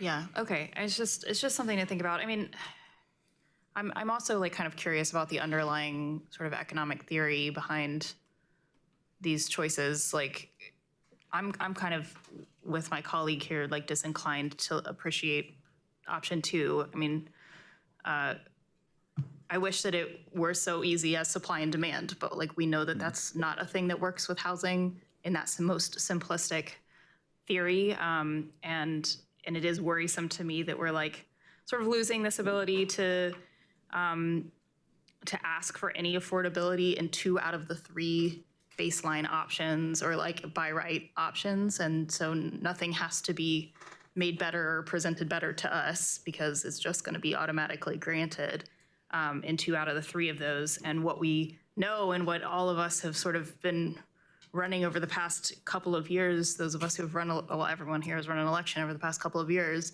that affordable housing has been a huge priority. And that as what we're seeing is that housing is getting less and less affordable as like all sorts of prices and costs rise. And except for our lovely city employees, like mostly wages are not increasing, right? And we're seeing fixed income folks and like all sorts of folks that are stuck behind. And then it just worries me that like 2 out of the 3 of these are not including any affordable options at all. So that's my concern with it. And I just want to make sure, I want us to go deeper into that conversation at some point. I think that, and I think if we can find a middle ground understanding, Councilmember Cook, around, whether supply and demand matters or not, whether, subsidizing these things matter or not, and how we get there, I think we're going to find our solution. Because I wholeheartedly believe that supply and demand is a major factor, in addition to other things. And, as I talked about earlier, the cost to build, and we are going to force affordability, then I think about the end user, it's going to be paid for at some point, somewhere. Affordable housing to me, it doesn't mean that the structure is cheaper to build. It means that it's going to be paid for somewhere, some way. And I just want us to not have that conversation on the surface. I think we need to go deep. And I think part of our retreat, hopefully we can get into some philosophical conversations and dialogue as well. So Can I respond to that? I just want to be clear that I do think that we're going to have to put money in. And I think that that is the answer. Yeah. It's not like depend on privatization for everything. It's not going to, we know corporations are profit maximizing. They're never going to prioritize affordability in the way that ideally a government would. I know that's not true of all levels of government, but hopefully this body will be prioritizing. And like, we are going to have to put money in. And I just want to make sure that we are setting ourselves up with our UDO in a way that like takes us closer to our goals, that like maybe supply and demand might help us a certain part of the way, but it's not going to take us all the way there. It just isn't. It's like, it has never been successful in that way. And so like, I don't want our entire UDO to be set for the next 10 years in a way that doesn't allow us to like move towards our values and actually like put our money where our mouths are and like start really providing that housing. And that's my whole point. Like the money that we put in is money that's going to come from the people who are going to live there. So I look at local government as a jigsaw puzzle. So that's why I think that when we have this conversation, it's going to be so rich, and I think that it's going to get us really far. And I'm just looking forward to that. So I'll go here and then come over here. Yeah, the healthy discussion. I mean, I think both things are true here, right? I think the notion that supply and demand doesn't matter, like, I don't understand that. I think it's been well documented in the last year. The rental rates have actually stabilized across the triangle with increase of housing. So, like, that's well documented. At the same time, we can't rely, to Councilmember Cook's comments, we can't rely on the market. And, well, I should say, this is one way we produce affordable housing, right, through proffers. We've also got mission-aligned developers that do that. We've also got public housing. There's different ways we can create affordable units. It's also true that the market itself may not create those units that are 30% and below, right? And that's the role of like housing bonds, the housing authority. So there's different ways we create affordable housing. This is one of the tools, and I think we're trying to increase our ability to use this tool through the private developers, that we're increasing the supply of affordable housing. but it's not enough. We're going to need more bond funds. We're going to need other financing tools to reach those goals. It's all the above. Yep, because everything's going up but wages. So I think you're right. Multiple things are true. Mayor Pro Tem. Yeah, I'll be quick because I know we're past time technically for the amount that we allotted for this presentation. We have a ways to several, go. 15, maybe almost close to 15 minutes. Two things. There was a presentation that the subcommittee chair for land use presented to Joint City County Planning. I encourage my colleagues to go see that one. He is an affordable development provider. He is in the weeds on this every single day. I will say that the scale of the problem for us of affordability is $1 billion. That is what it's going to cost us, and those are units that are already identified. That's need now, not need in the future. I mean, well, it is need in the future, but it's like we know what the scale is.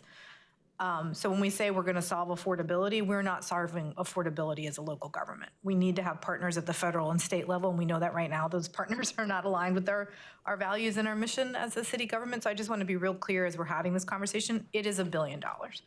I am open and want to use every tool at my disposal. Some of that's going to be bond money. Some of that's going to be private developers partnering with affordable housing developers and doing LIHTC. We saw that about a month and a half ago where we had 100% LIHTC rezoning in front of us. That's another tool. There's a lot there. I was just really, because sometimes public is hearing this or press captures this is one small incremental tool, and there's a lot of really robust data around affordability, and land regulation and efficiency of your land regulation is one of the many, many tools. It's not going to get us all of it. And I want to say, because the percentage of housing that is produced by the private market in this country is overwhelming compared to public housing or government. The harder we make it to deliver units, they're going to default to whatever that is. And if the default is a large single family home, that's what they're going to build. And we need our rules to allow flexibility on that. Thank you, that's all.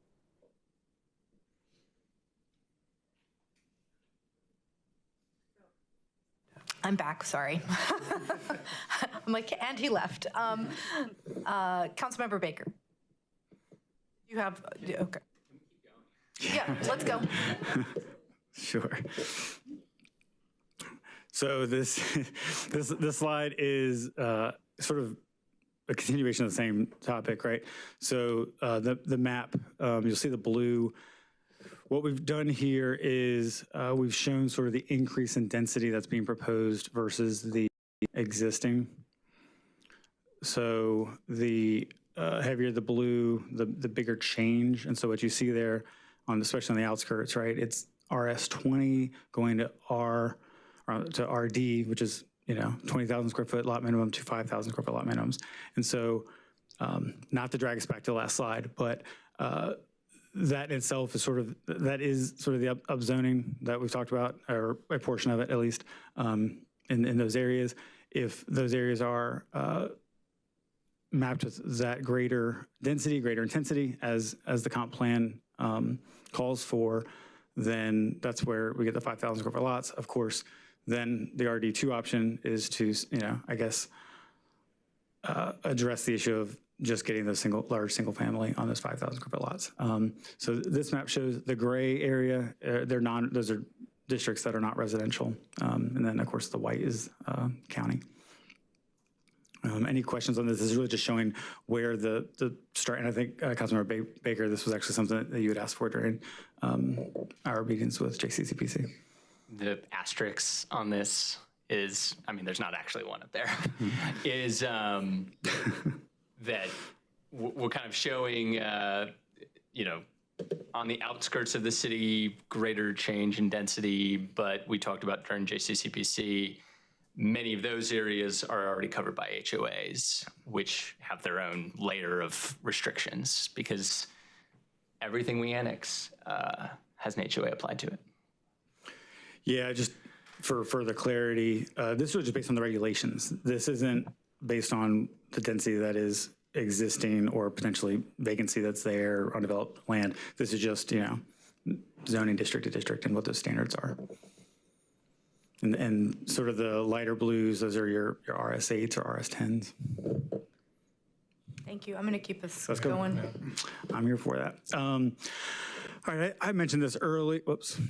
We do not want to go backwards. All right, so many parcels located within the UGB that are also established residential place type are proposed to be RB instead of RD. So, right, all of established residential RD, except for these proposed as RD. They're outside the city limits. They're going to require an annexation to build at that intensity anyway. So, for one, it's just more reflective of what that what those properties and what that area looks like today. And it's also a little bit clearer to residents in terms of what's allowed now. And so before they go through that public hearing process.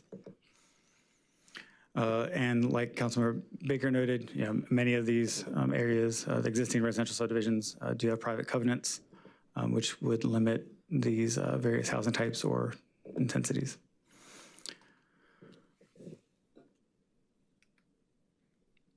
All right, so the mixed use districts that I talked about an hour ago, sort of the CX districts, they're mapped to align with, and the RX of course, either the apartment, townhouse, neighborhood, place type, mixed residential, downtown, and our TOAs, that's my favorite place type. Many of these areas are replacing low intensity commercial zoning districts with higher intensity zoning districts in order to facilitate increased density and disincentivize auto-centric developments. So of course they also have use limitations and similar requirements in terms of vehicular-centric requirements. They also have additional design requirements as it relates to better pedestrian access. These mixed-use districts also include a similar affordability incentive structure and compact incentive structure.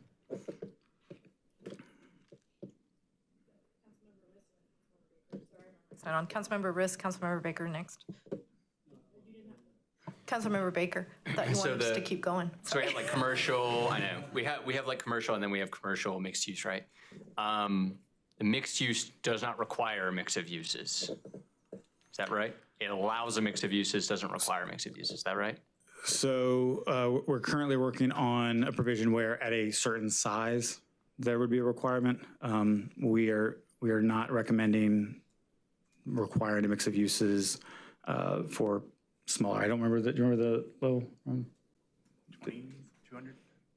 I don't want to say the wrong area, but is it a It's larger in the scale? works. Yes, a larger scale would require, and then I'll just also note the CX20, CX8 would require ground level non-residential.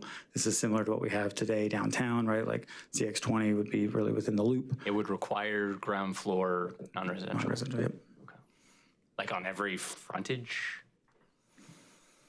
Yes, obviously there'd be some allowance for service and whatnot, but.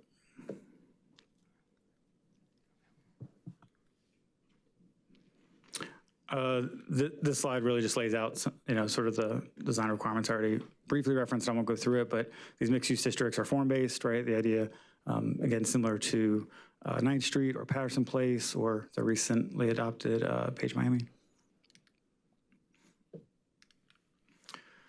The corresponding incentive structure for compact units or affordability, one distinction I'll make here is it's not based on density, it's based on the height of the multifamily buildings or mixed-use buildings. And the other distinction, or one of the other distinctions, is rather than 80% AMI, it's 60% AMI. This aligns with both more what we see proffered and the current definition in today's UDO. You'll see that for the compact option, obviously, for a 4-story or 6-story apartment building, we didn't think it made sense to require all of them to be compact, but just 25% of them to be 450. Again, that is a housing product that we see downtown. We don't see it elsewhere. Obviously, we may see it in some of these TOAs at a lower price point. Any questions here before we? Okay, this compact option I really don't like. I don't see why height incentives are so precious.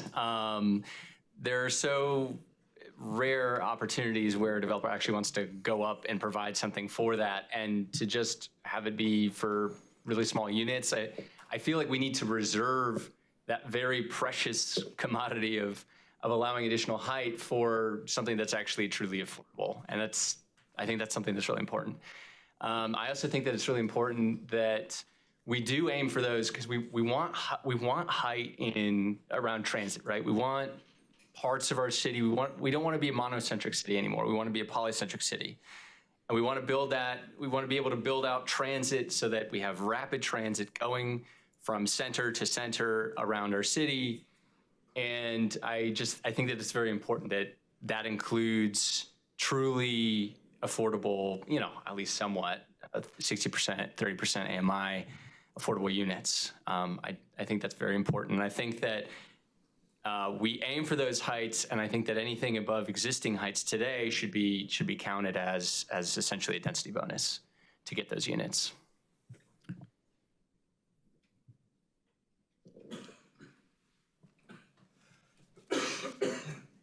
Thank you.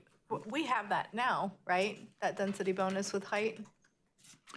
We, in our downtown, yes, we have a version of height bonus. How often is it used? Not often. How long has it been there? 2011? Yeah. No. Yeah, almost Yeah, 20 that's years. what I remember. I think that that's where I'm at. I mean, the nice thing about the UDO is, we can do amendments when needed. I think that we have these tools. They're not working. We need to try something. Like, I think it's not going to help us, and we've had, maybe we just, Councilmember Baker and I just need to stop because we do this at JCCPC every single month or whenever there's a module presented. So I think that that's my whole point. My whole point is we have the development patterns that we have because of the rules we've allowed and then financing associated with that. If we want something different and the comprehensive plan has imagined something different, which was already passed, we have to have different rules that align with that plan. You don't get the things we want.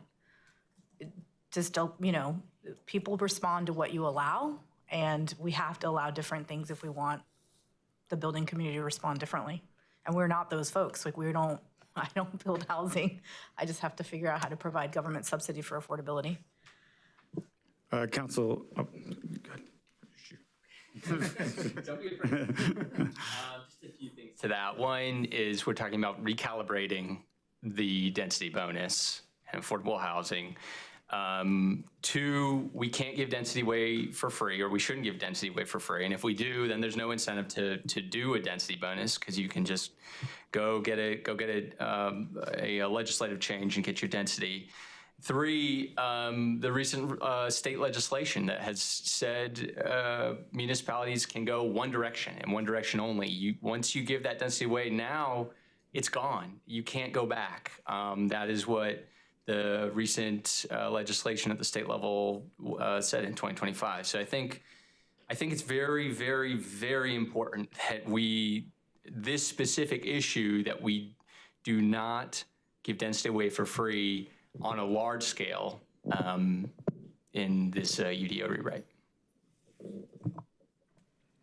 Thank you. I just don't understand how you build a city. We're just going to keep doing this. I don't understand how you build a city without density. Like, from just a pure, and I am not an urban planner, but I have traveled a lot. I have been in lots of cities. I've lived in large cities. They're cities because they're dense. That's like a defining quality of them. So I don't understand, and I don't understand why we would imagine a comp plan. Like, I don't get how you get this 10-minute, what did we talk about yesterday? This 5-minute walk shed. There's not a way to accomplish that if we don't change the rules around how many people and how closely they're living together. I just don't understand from a philosophical point. Like, you're going to give density away if you want to create anything close to walkability. I never said don't do density. In fact, let's do density. Let's do density, especially when we're thinking about creating a polycentric city, when we're thinking about being more pedestrian-oriented and transit-oriented. Density is very important. What I'm saying is when we get density, we also need to get affordable units we need to be an equitable city. We need to be a just city. This is how we do it. Sorry, we don't have the legislative power to do that. So I think that's I guess, and I'm going to let it go here because I'm trying to be respectful of my colleagues, but I ultimately think that, to your point, Mayor, I think that it is our job as elected leaders, we live, and I've said this before, and maybe not on this council, we live in a capitalistic society, whether we like it or not. And it is, I don't think it is transparent with the public to say that, A, we have power we do not have. To the council member's point, we have had zoning powers stripped. I can do less now than I could in 2019. And I think that we are so limited, and we haven't been able to get the things we want. 20 years of a height density that people can't utilize. I think that there's evidence, and we have to make decisions based on evidence, at least in my opinion, and the evidence suggests that we have to have a different way forward than we are if we're ever going to really achieve some of our goals. Some of those are affordability, some of those are on efficient land use for many reasons, sustainable reasons, all kinds of things, and I'm gonna stop talking now. All right, real quick. Again, we need to recalibrate. We do have legislative authority for voluntary inclusionary density bonuses, and we need to use them, and we need to use them effectively, and this is our opportunity to do that. At what point, thinking of stories, and I may be getting into commercial here, but residential too, at what point does building structures go from wood to steel, sticks to steel? 5 stories. 5? All right. Yeah, I always think about the economics of it, and that's why I think this conversation, this dialogue is so rich, and I think that we need to make sure we create some space for it. So we're gonna put this on the agenda, retreat, because I think it's important, and I think we bring these skill sets to the table, and I'm okay with naming my bias. I like to see it practically ran out, and if I don't have the authority to carry out something idealistic, then how do we make it happen in practice? And what I do love about what we're doing here is we're encouraging affordability through design, but I do run into a little trouble putting on documentation, if you want to do this, then you must give this without getting into the financing of it. I always go back to it. I sell chicken for a living. So, I think about it in that black and white term, it's like, all right, I want to go higher, but I got to do affordability and affordable housing. And like, all right, I still have to pay for that. And it costs just as much as the market rate. So do I charge the market rate more?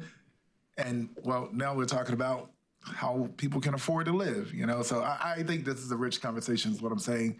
We probably won't solve it today, but I want to work on making some space for us to have this conversation. Councilmember Cook. Thank you. Could you just help me help me understand more the density bonus that we had previously? Because it's not as simple as height. It was not ubiquitous across all of the zoning, right? Is that true? So we have multiple versions, and I don't. The height one I want to know specifically. The height one was in our design districts. Okay. Solely. Okay. So downtown, like I said, there's 4 of them. Lisa, Sarah, do you remember the specifics? Yeah, come on. Yeah. Just in terms of what we were given and what they were. Yeah. Yeah, I think one important distinction is downtown, we don't have density requirements. There's not a compact option. There are height bonuses that are allowable, and we've adjusted since the design district was put in place downtown in 2010, 2011, adjusted what that was based on what we were getting and trying to make sure that we were getting what we wanted. Affordable housing is one of those things. There were, we tried out sustainability, public art, public parking, all these different things, but compact units was not one of the things that was included that would get you a height bonus in the design districts. Okay. And affordability was one of the ways, but it's never been used. Okay, but it's only in those 4 areas. Yeah, where the design district. Yep. Okay. And then there's we have another affordable density bonus that is not based on height but on density, and that's throughout the jurisdiction. Right. Yeah. I want to be careful because I feel like we really oversimplify this conversation about the density bonus, and I feel like I hear it's like it's never been used or it's rarely used, and then therefore we should get rid of it, which is maybe not always the answer. Maybe it is somewhere in the middle. It wasn't used because of what other limitations. And I just think it's important to understand where it was, whether it was being used or why not, and be able to move from there. So thank you. Staff, it would be helpful for planning staff if they could send us the presentation we got at Joint City County Planning around density bonuses across the city and the research that y'all did around that so that colleagues could see that. Because it's not just Durham where it's been underutilized. It's in many, many communities that have really struggled. All the different tools and ways that people have tried to think about prompting affordability. At least it was helpful for me. Thank you. Continue. Sure. So feel free to speak fast too. You know? Yeah, to put a button on this, which is the first of our 4 topics we're going to cover. Obviously, with a comprehensive plan that's calling for greater density, obviously recognizing the limitations of the existing affordable density bonus and that reduction. Same is somewhat true with RD. The compact option, really just trying to allow that density. If you all deem otherwise, of course we will. That's why we're here, right? To get that direction from you. So this is our consultant code studio and of course our attempt at sort of trying to thread getting additional density while still offering that bonus. At this time, I'll hand it over to Robin Schultz to speak about transportation and environment. Yeah, the incredible news is that I will not be talking about housing at all. All right, so sort of similarly to the way that Bo started, I'm going to talk first about the sort of policy guiding where the UDO has started, or the new UDO project in drafting. And so when thinking about transportation, it started with both the Vision Zero Action Plan and the Comprehensive Plan. So the Vision Zero Action Plan being that we have no traffic fatalities for pedestrians, bicyclists, anyone at all in terms of transportation, right? So really using that as a guidepost for our new transportation improvements, as well as the comprehensive plan, which calls for complete street design for all new streets, including things like reducing vehicle travel lane widths in order to reduce speeds and reduce the amount of time that pedestrians spend in the right-of-way, while also still providing safe and comfortable options for people who want to bike and walk and roll, right, and reach transit. We know that a major barrier is that folks don't feel safe doing those things, and development obviously plays a big role in that. So also thinking about increasing connectivity, really focusing on pedestrian-friendly development, creating direct routes, reducing travel distance, and enhancing safety. So to that end, the new UDO, for starters, requires complete streets for all new streets that are constructed. This is something that we worked on with Lauren Grove, the city's Vision Zero coordinator. And so you'll see that it includes things both from NACTO, which you all adopted a resolution from the National Association for City Transportation Officials on adopting their standards into street design. So that's going to feature things like smaller lane widths, really making explicit when bicycle facilities are required, wider planting merges for those street trees, and transit facilities so that we do have standards when those are required. As part of the Vision Zero Action Plan, they will be adopting a street design manual, and this is supposed to be sort of, I don't want to speak for transportation, but kind of the end all be all, right? So thinking about road diets, not just new streets, but any scenario in which we are changing our streets, like what it should look like. The UDO cannot accomplish that. So what we've done is instead created those two new street categories for the streets that we see that are constructed most often by private development. And those are going to be the streets in new neighborhoods and streets within mixed-use districts. Additionally, we are retaining the street connectivity and block size standards from a text amendment, actually that Councilmember Nate Baker worked on. So we're keeping all of that. We are also trying to, provide increased density and mixed-use development along those transit corridors, right? Really thinking about growing in. And additionally, we have new development standards that really focus on pedestrian-friendly design, reducing the amount of time that pedestrians spend in right-of-way and the amount of land that's dedicated to vehicles. So really trying to put required buildings closer to the street, decreasing driveway widths, and we also have new types of required pedestrian access, really trying to get at the pedestrian experience in the built environment rather than focusing on parking. Moving from there, talking a little bit about the environment. So the environmental section, the comp plan has a lot to say about the environment. This is a big topic for residents. Some of the larger goals are establishing 30% of the county as permanently conserved, 55% tree coverage within the city limits, prioritizing preservation over replacement and native species when possible, attempting to encourage green infrastructure and those innovative stormwater practices, and really thinking about increasing open space and tree coverage standards. So the new UDO is tackling this in a few different ways, right? So increasing density within that existing UGB so that we stop seeing so many sprawling, developments. Additionally, creating new zoning districts that are specifically designed to further those strategic goals around conservation and recreation planning from the comprehensive plan. So that's the park and conservation zoning districts. We're retaining all of our existing standards for street trees, landscaping, mass grading, and phase development, which you all recently approved in 2023. Additionally, increasing things like the species diversity requirements and native species incentives from the existing ordinance, and additionally requiring the preservation of existing plant material whenever a transition, which was once called a landscape buffer, is required.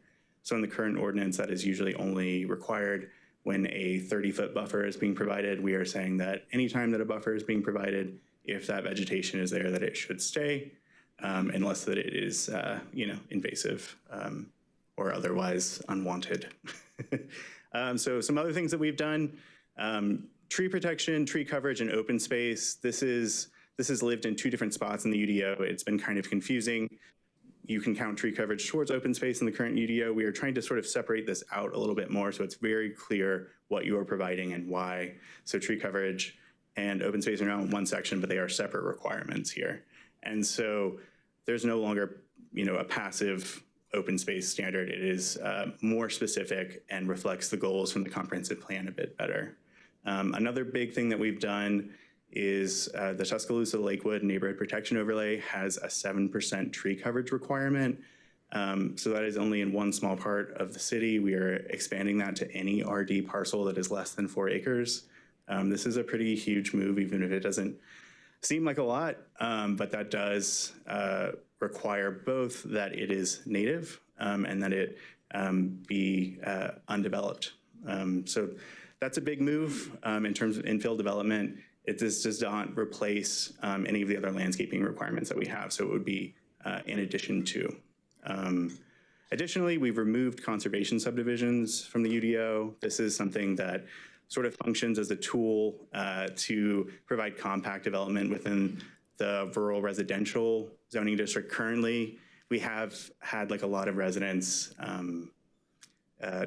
not really support this. So instead, what we've done is instead of providing conservation subdivision as a way to get increased density within the rural residential, we've instead taken those primary conservation areas from those standards and instead required them for any new subdivision.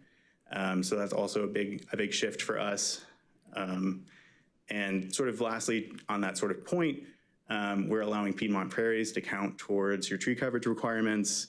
This is also a pretty cool new take. Essentially right now, you can't count area towards tree coverage if it doesn't have 60% coverage of trees.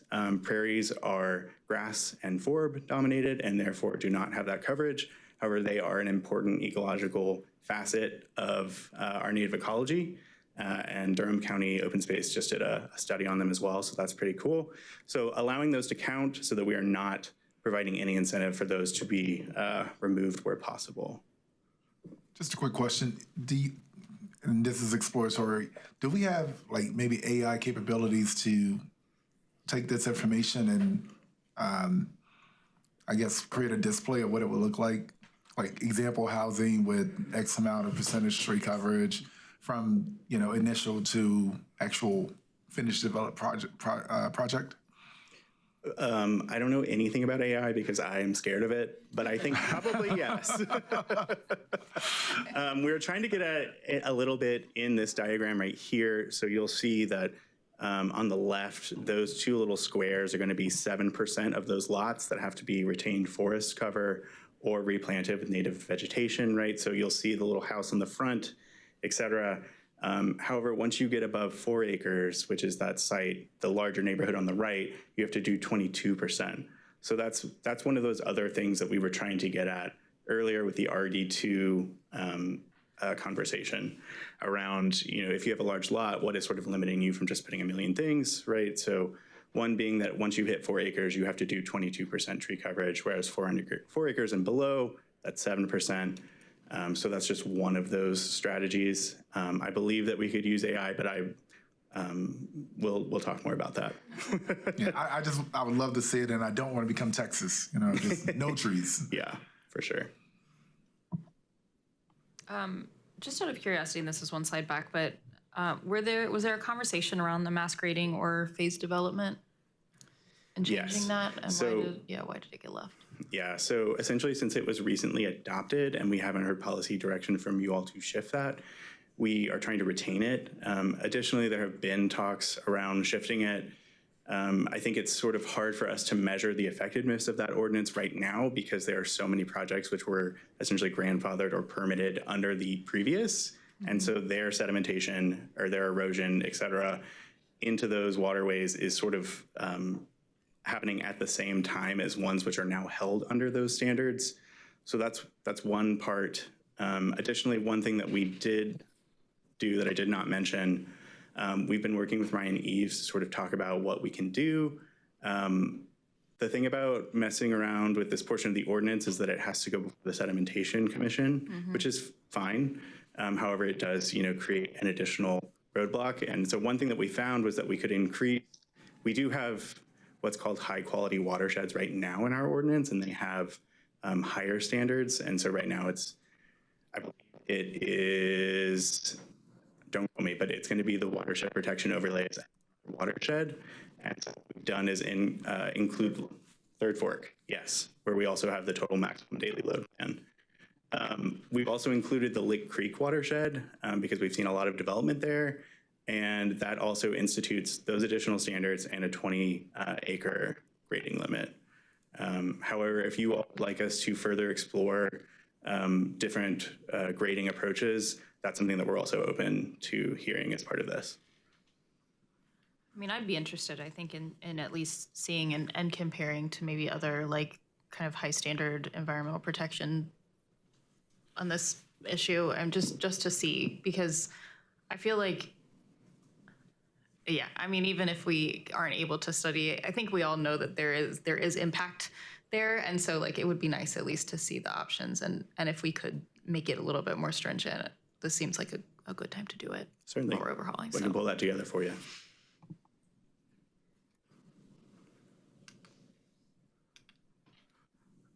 All right, so some of the other things, we've expanded the list of elements that can count towards open space, and we've really created an incentive structure around things that we've heard from residents and also the comp plan, excuse me. So having a new incentive structure for public art, public plazas and courtyards, and a new requirement for the preservation of natural and cultural resources.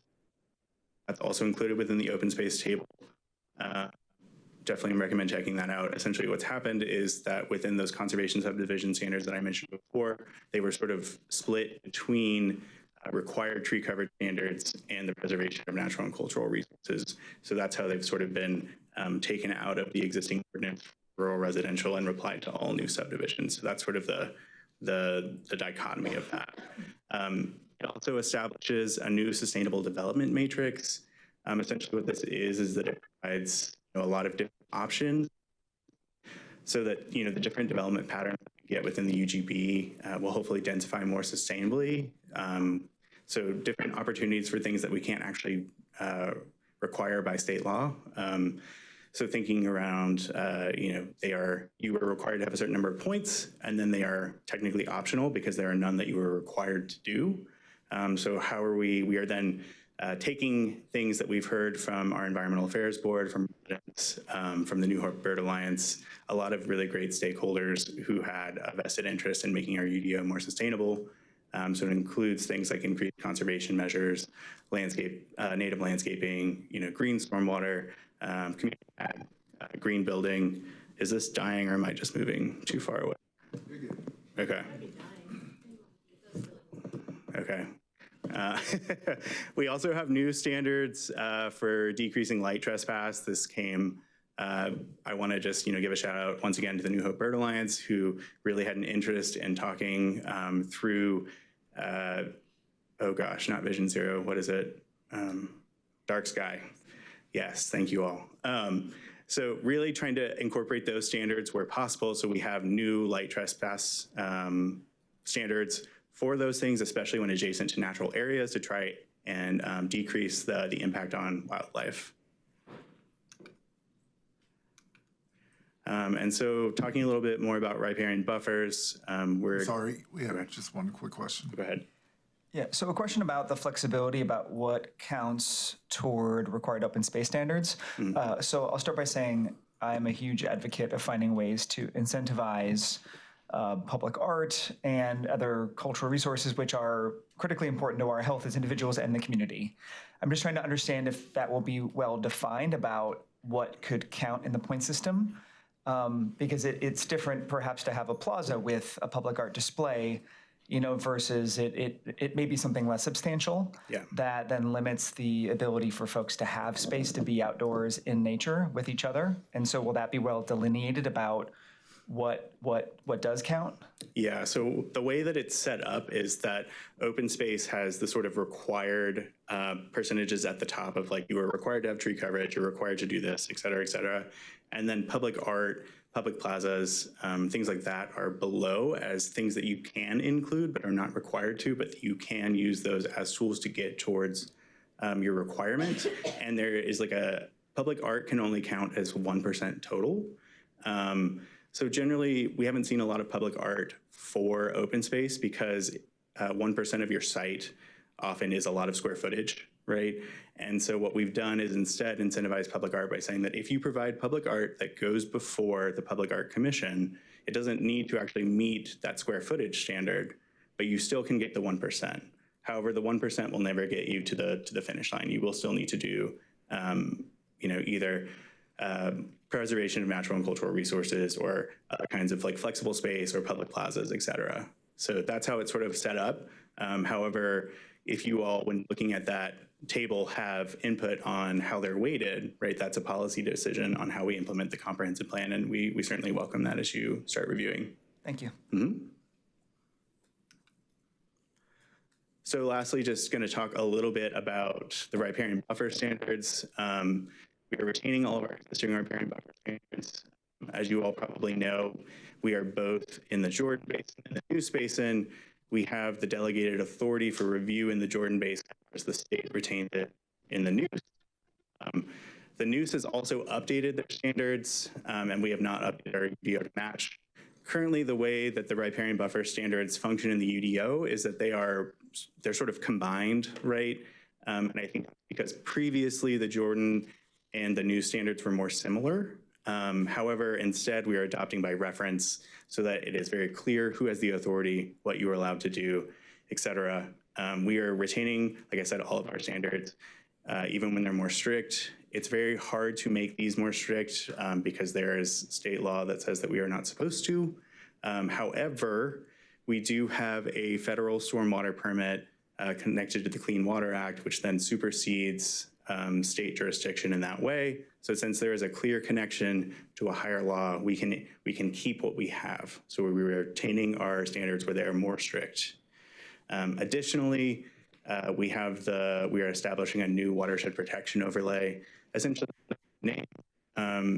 right now, the Little River Lake Mickey district is delineated into essentially what's kind of like 3 different overlays, but they're not done so name, and they use the future land use map, which is now defunct because we have the place type map. So we are changing that instead to the Lake Mickey Little River 3, and it essentially matches the existing bounds, all of which is to say that there is no increase in the allowable impervious through any of the watershed protection overlays or in the amount of land that is currently contained within those. And lastly, we worked with staff in stormwater and some folks over in environmental and street services to really think about steep slopes. And one thing that we've done is required that any disturbed steep slope be required be reconstructed at a grade of 3 to 1 rather than 2 to 1. This is something that they recommended as a way to reduce downslope erosion and further minimize grading and the removal of vegetation. This came about largely as a way to help implement the TMDL plan that I mentioned earlier for Third Fork Creek. So trying to pull it all together. One nice thing about working with Code Studio is that we were able to ask them for graphics to really help, especially as we were engaging. So this is an example of what an RD neighborhood might look like. On the left, you'll see the plan view. On the right, you will see a 3D version.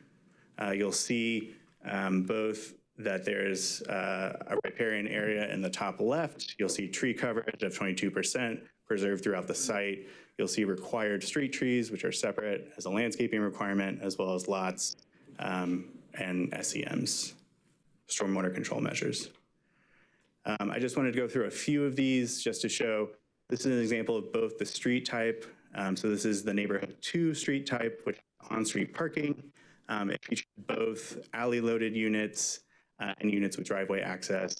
One of the street sections is that they do not permit both on-street parking on both sides of the street at the same time, right? We're trying to decrease the amount of time that pedestrians spend in the right-of-way. So you have the 2 travel lanes, and then you have the one bump out for on-street parking, right? Really trying to reduce our lane width and reduce the amount of time that people spend in car-centric areas. Additionally, this is a pictorial representation of what the RD2 compact option would look like when incorporated within a neighborhood. It's a cottage court style development. So you'll see that instead of the 1 unit, they have 6.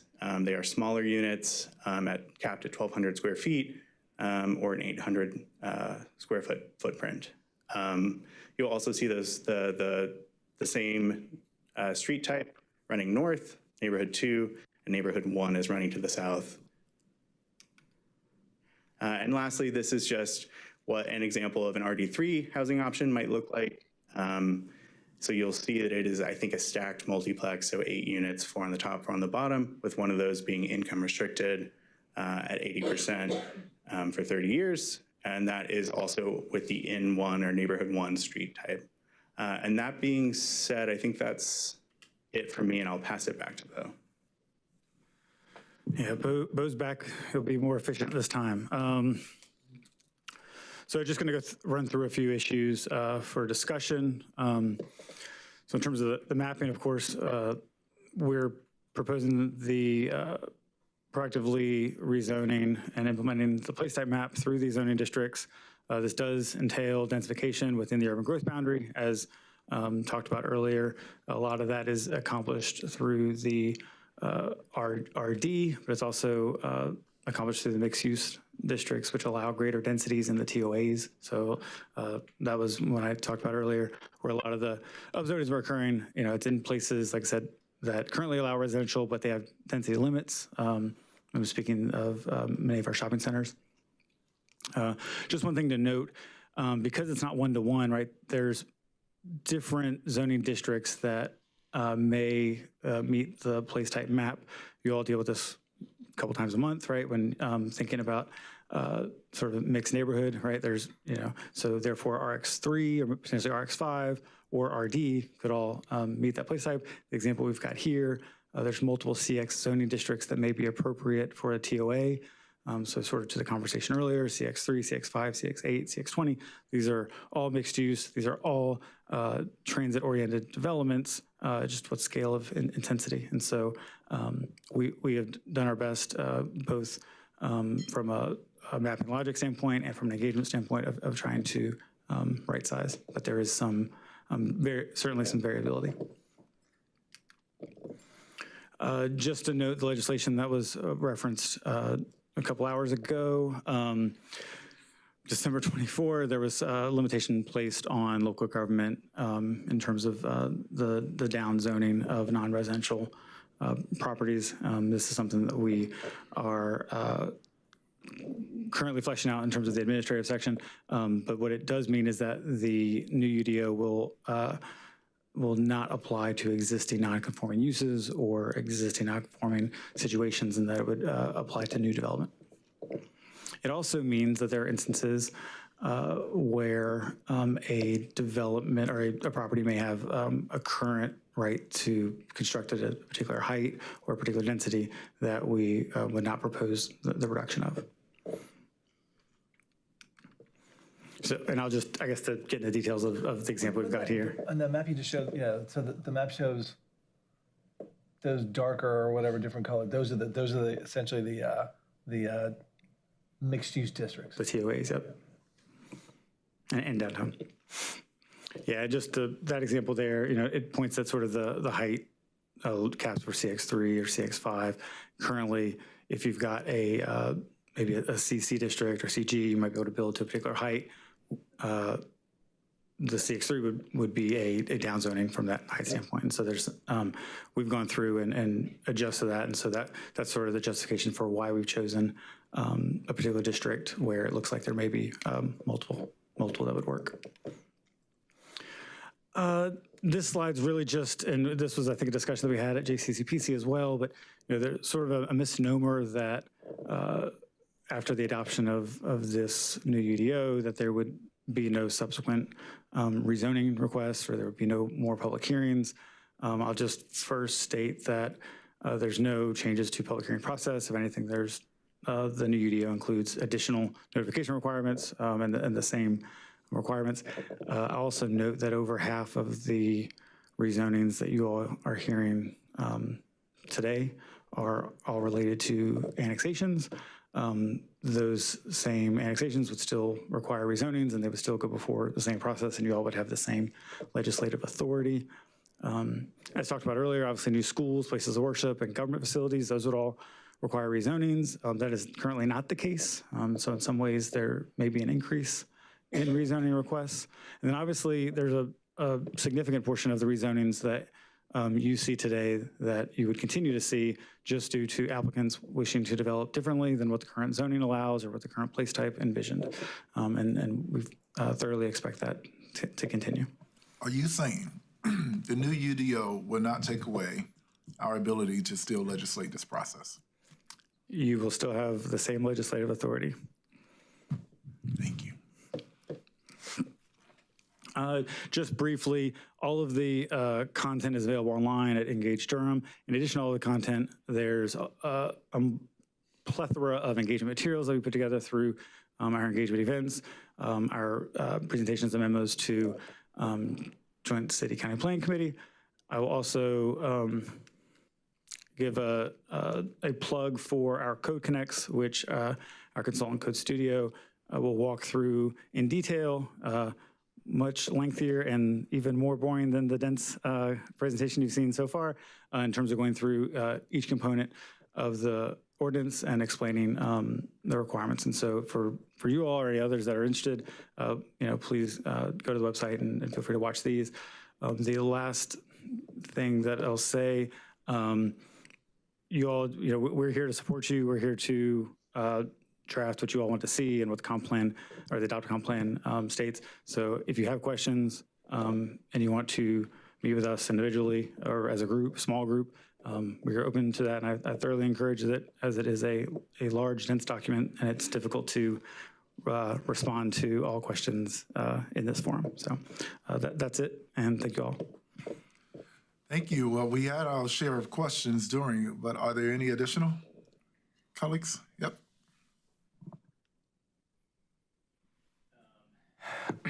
Thank you so much, and congratulations on making it to where we are. This is a big deal. This is a generational change.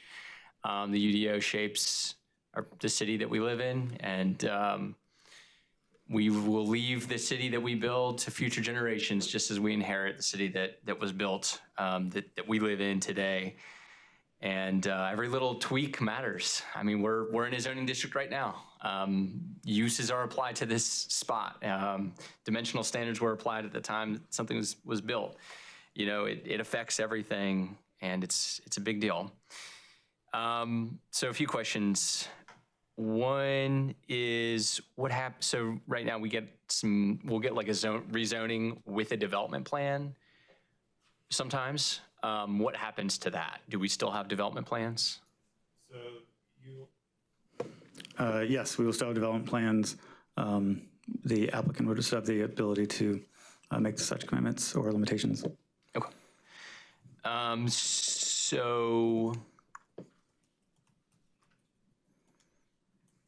So like in a scenario where, let's say we have 30 to 40 or 50 acres of an aging mall or strip center or something like that, and there's a desire to redevelop it, and a plan is created between the community and also the landowner, how would we make sure that the developer carries out that plan? Would they rezone to like a CX something with a development plan? Highly speculative, yes. It would most likely be rezoned CX, and I don't know which particular grade, but yeah, if they, I guess part of why I'm hesitating. So many of the shopping centers, certainly the ones that are place type to TOA, we're proactively recommending a CX zoning. If they wanted to redevelop and it was a different district or maybe a higher level CX, for example, then a development plan would be an option for them. And obviously that would be a way to commit to various requirements or things that have been discussed with the community. Okay. And so there's been a lot of organizing on certain major sites throughout the city. One example being Northgate Mall. It's one of these interesting situations where the existing zoning regulations are old and random, and there are issues with it. But one reason why the neighborhood and the community have been able to have any say whatsoever is because of one little strange little provision or lack thereof. How are we going to, I know that's something, maybe you don't need to answer that right now, but that's on our radar screen and we're working on it. That's all I need to know. Yeah, I think using that site, and there's nothing unique about that site as it relates to this provision, but there's a maximum height that they can develop to. I insinuated, or I referenced earlier about certain height regulations, the new districts that would be applied, and how they expect to be consistent, or obviously they could be greater. So that was one of the sites that I was thinking of. Do you think that there are provisions or elements of the draft UDO of this, and we're going to change it to Land Development Code, right? That incentivize gentrification? I think that the UDO is baking, or there's definitely, as it's proposed, more opportunities for infill development and small scale commercial. And so those two, infill residential, small scale commercial, I think at times can certainly could contribute to elements of gentrification. Yeah. Has that framework been something, has that lens been something that we've been looking through as we've been going through the drafting in an attempt to, one, add tools that would limit gentrification, or two, not add fuel to the fire of gentrification? Sure. I mean, I think to really answer your question, I think we need to talk a little bit about specific what gentrification means or what components are, because obviously through zoning by itself, right? Like it's a regulatory framework. I think there's a whole lot more efforts that are not related to zoning or not related to the code at all, would be the way to really mitigate those. And then how do we make sure that we've annexed 7,188 acres since 2017, that's half the area of Manhattan. How do we make sure that in what land remains in the county that gets annexed into the city, that we are growing in a more sustainable way that's not completely 100% car-centric?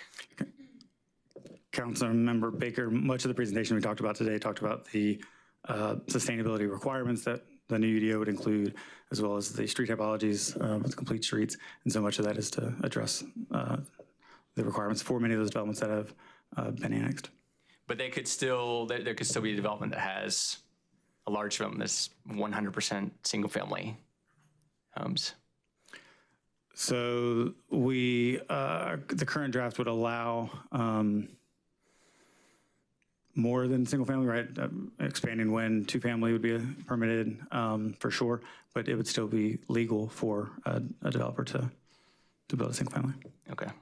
So this doesn't solve all of our issues. This isn't a, set it and forget it. This is some additional tools and some changes. And then we still need to stay focused on making sure that we're making good decisions.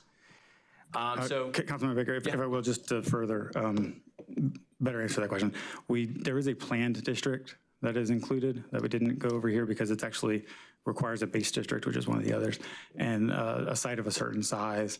As they come forward with the rezoning with a development plan, it would be a planned district, and that planned district would require a mix of housing.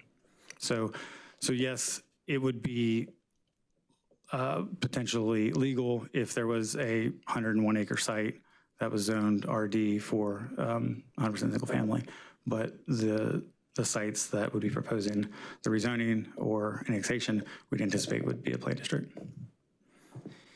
I have a long list of kind of additional and more in the weeds comments. I'm not going to bring those up today because it's been a long meeting, but I do want to just bring up what I'm so excited about. So I've been advocating for a new EDO since I joined the Planning Commission in 2018.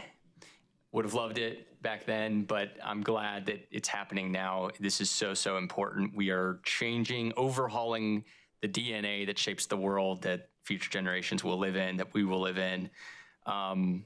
You talked about the accessibility and readability of the document. That's not a small deal. That is a huge deal. The current document is so confusing, so difficult to access. Things are located in strange places. And the document that you're presenting today is just going to be, it's like democratizing this whole process. It's going to be so much easier for people, ordinary people, to open it up and understand where things are supposed to be and understand the rules. So I'm very excited about that. I'm excited to get away from the tiers, which reinforced our monocentric thinking and moving toward a more polycentric framework of growth. Even just building orientation, the existing regulations essentially put the building back in the middle of the parcel and surround it with parking. And this does the exact opposite and brings buildings up to the sidewalk and parking behind. And that is a massive change. Better street design. You showed us 2 cross sections that'll go in as we, continue to work on the other work that we're doing on streets. I think sustainability standards incentives, that's huge. That matrix that you presented, that's a big piece that we don't have today.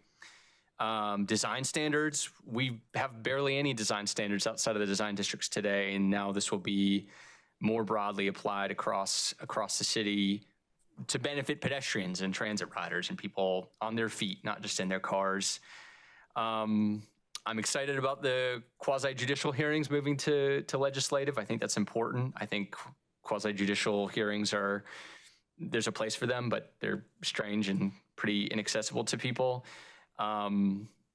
Neighborhood scale non-residential, that is huge. Trying to weave in kind of the daily needs that people have into the neighborhoods that people live in a contextually compatible way. And I will also just say I'm actually happy with the engagement that's been done so far. It's pretty robust for a code process. Most places just are happy with the engagement that they did in our comp plan, and then they do the code. But you all have done a lot of work, and of course, the hardest part is in front of us here in January, February, and through the adoption process. So those are things that I really want to celebrate and lift up. This is a really big deal. We should, if there are big things, we should work on those immediately and not save those until the very end and talk it out, Councilmember Caballero, and try and find a place where we are all satisfied. And then I will, I have a long list of other items that I'm interested in talking with you all about, from short-term rentals to data centers. And we'll look forward to having those conversations with you. Colleagues? Yep. Councilmember Rist. Thank you, Mr. Mayor. First of all, thank you so much for all the work that's gone into this. This is a massive amount of work. Appreciate the work you've done, consultants, the engagement process. And appreciate that ultimately, like, the details matter so much here. I know there's a lot to pour through, but this is an amazing body of work and appreciate that. I'm glad that Councilmember Baker celebrated so many good things about this. I think there are a whole lot of things I like here. I love the creativity, trying some new things when the things we have in the books, the density bonuses have not been working. So trying some new things and that we'll keep evolving that. So I appreciate that. I'm also glad you clarified that we love our rezoning hearings, right? We love doing those. So glad to clarify that those are going to continue. We're not going to, that's not going to end in the city of Durham. I have a bunch of questions too. Let me just ask one that's in the details or in the weeds, and that is because we went through this pretty quickly, but there is a new zoning district that we're calling Manufactured Home Park, right? Can you tell me how we define manufactured home?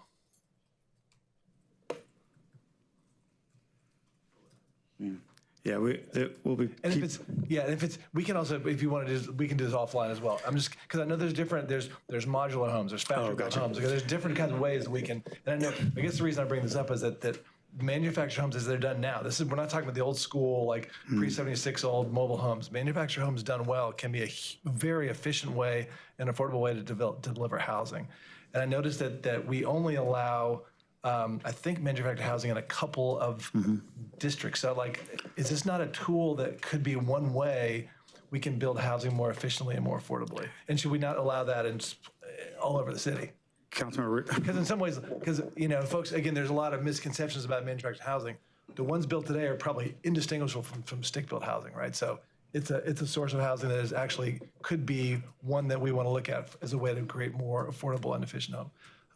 Yeah. So manufactured home, so modular would be considered stick-built. Right, because that's built on site. That's right. Manufactured is like factory built. Yeah. So we had this conversation just yesterday, actually, in terms of our current code. Manufactured homes are limited to a park or an RR, and so that we're certainly sort of looking at that and trying to consider. Again, that's why we're here, right? Feedback from you all. If you want to expand it, because we do know that would be a potential option for additional affordable. Love to talk more. Yeah. Thanks. Councilmember Cook. I just want to appreciate y'all. This is a lot of work that goes into this. I also want to appreciate that we have a city planner on council, and I thank you for just being on this council with you for the past couple of years has been a real learning experience for me. So I just want to appreciate all the work I know that you put into it as well. And you also mentioned a couple things that you actually helped format in there, which is really impressive. So just lots of work. I am curious. I didn't really feel like we got an answer to Councilmember Baker's question, so I'm just going to ask it again, which is the question of whether we developed this with a anti-displacement framework, whether that was a priority when we were looking at this new UDO. So the tools for anti-displacement are really outside the realm of zoning, and so really just these are the regulations for development and how we expect or would expect a particular property to grow and develop. So there's all types of other factors that go into the displacement that through zoning alone are very limited. Yeah, I mean, I understand the limitations, and I'm not trying to say anything about this, but I mean, we talk about the power of even numbers, right? If you're having a conversation about race and displacement, how you present numbers even can impact that conversation. And so I know that zoning isn't the end all be all, but certainly there are impacts in the language that we use and the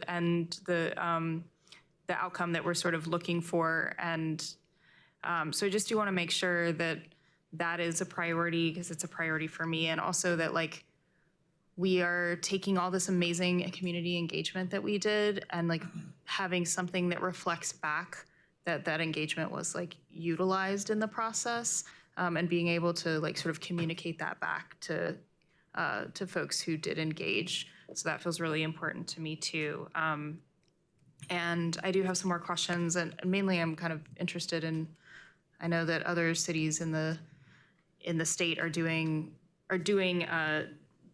displacement analyses on their redistricting as part of their application process, and I am curious about adding some of that in.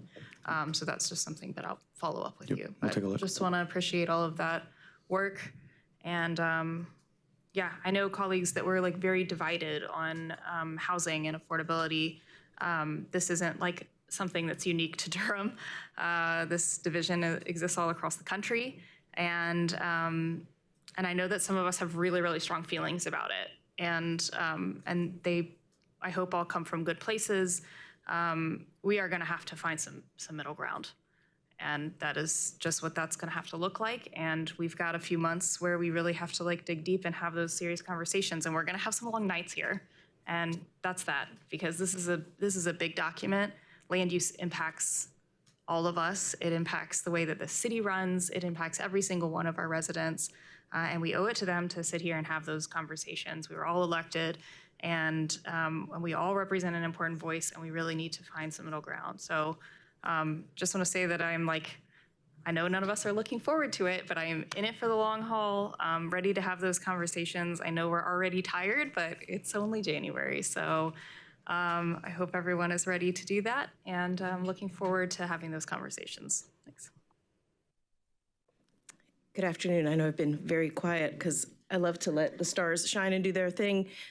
I wanted to take a second to address, I think, a really important point that Councilmember Cook has brought up about the displacement analysis. We did do a version of that with a comprehensive plan, and I think that we're going to try, my staff behind me is probably like, we're going to do what? We're going to try to overlay that against the map that you saw with like the change in density, kind of see how that lines up to essentially update that displacement analysis to look at what it might look like now with the new district. So I think that is something we can do for you all. Colleagues? Any other comments? I'll come to you last, Mayor Pro Tem. I'll just say thank you to staff for your work on this. Thanks to my colleagues for engaging in this. I am very much looking forward to digging into this further with you all in the coming weeks and months to get this at a place that really serves our communities and reflects our values. So thank you all. Thank you. Councilmember, you have any? Go ahead, Mayor Pro Tem. Thank you. I just first want to, so I am now the only council member who's been up here through a comp plan adoption, now through UDO. One thing I do want to remind colleagues that the county commission also get to approve. We are not the only voices in this. And their voice is critical, and I will go back and watch their work session. They heard this on Monday night. Joint City County Planning Committee is made up of both county commissioners and council members, and so we have had the opportunity to hear some of those voices in those conversations. I encourage council colleagues to go back if you have the time to watch. We've had some really great, robust, hard conversations at JCCPC with our county commission colleagues. So I really encourage folks, as we are moving towards this. I also want to say that the goal is to do adoption by June.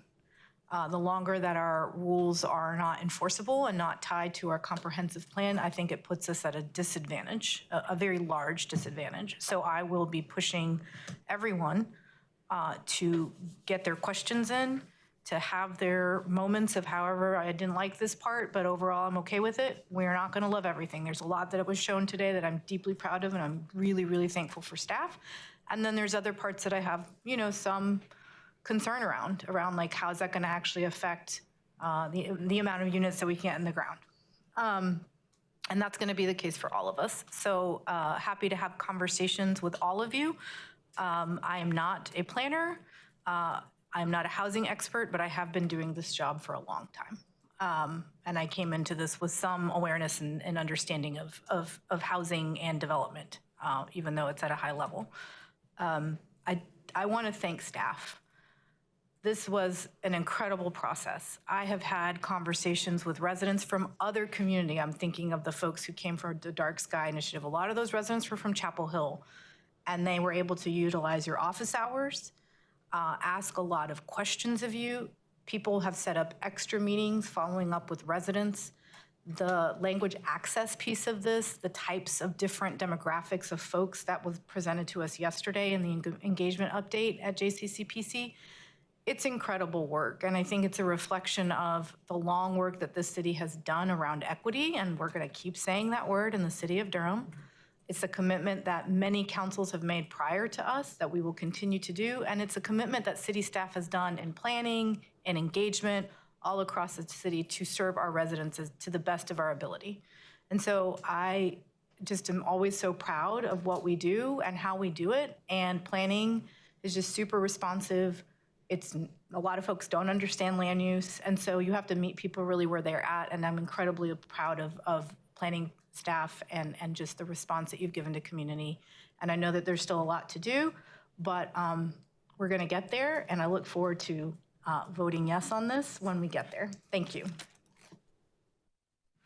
All right, well, of course, again, thank you, staff. This is a very dense and complex document, but I want to thank you for the colors in the document. It's the simple things. Thank you. It gives it a little personality. Also, I want to thank you for the acronyms. They're closer to the actual, the wording. I appreciate it. It's a much more inviting document to read.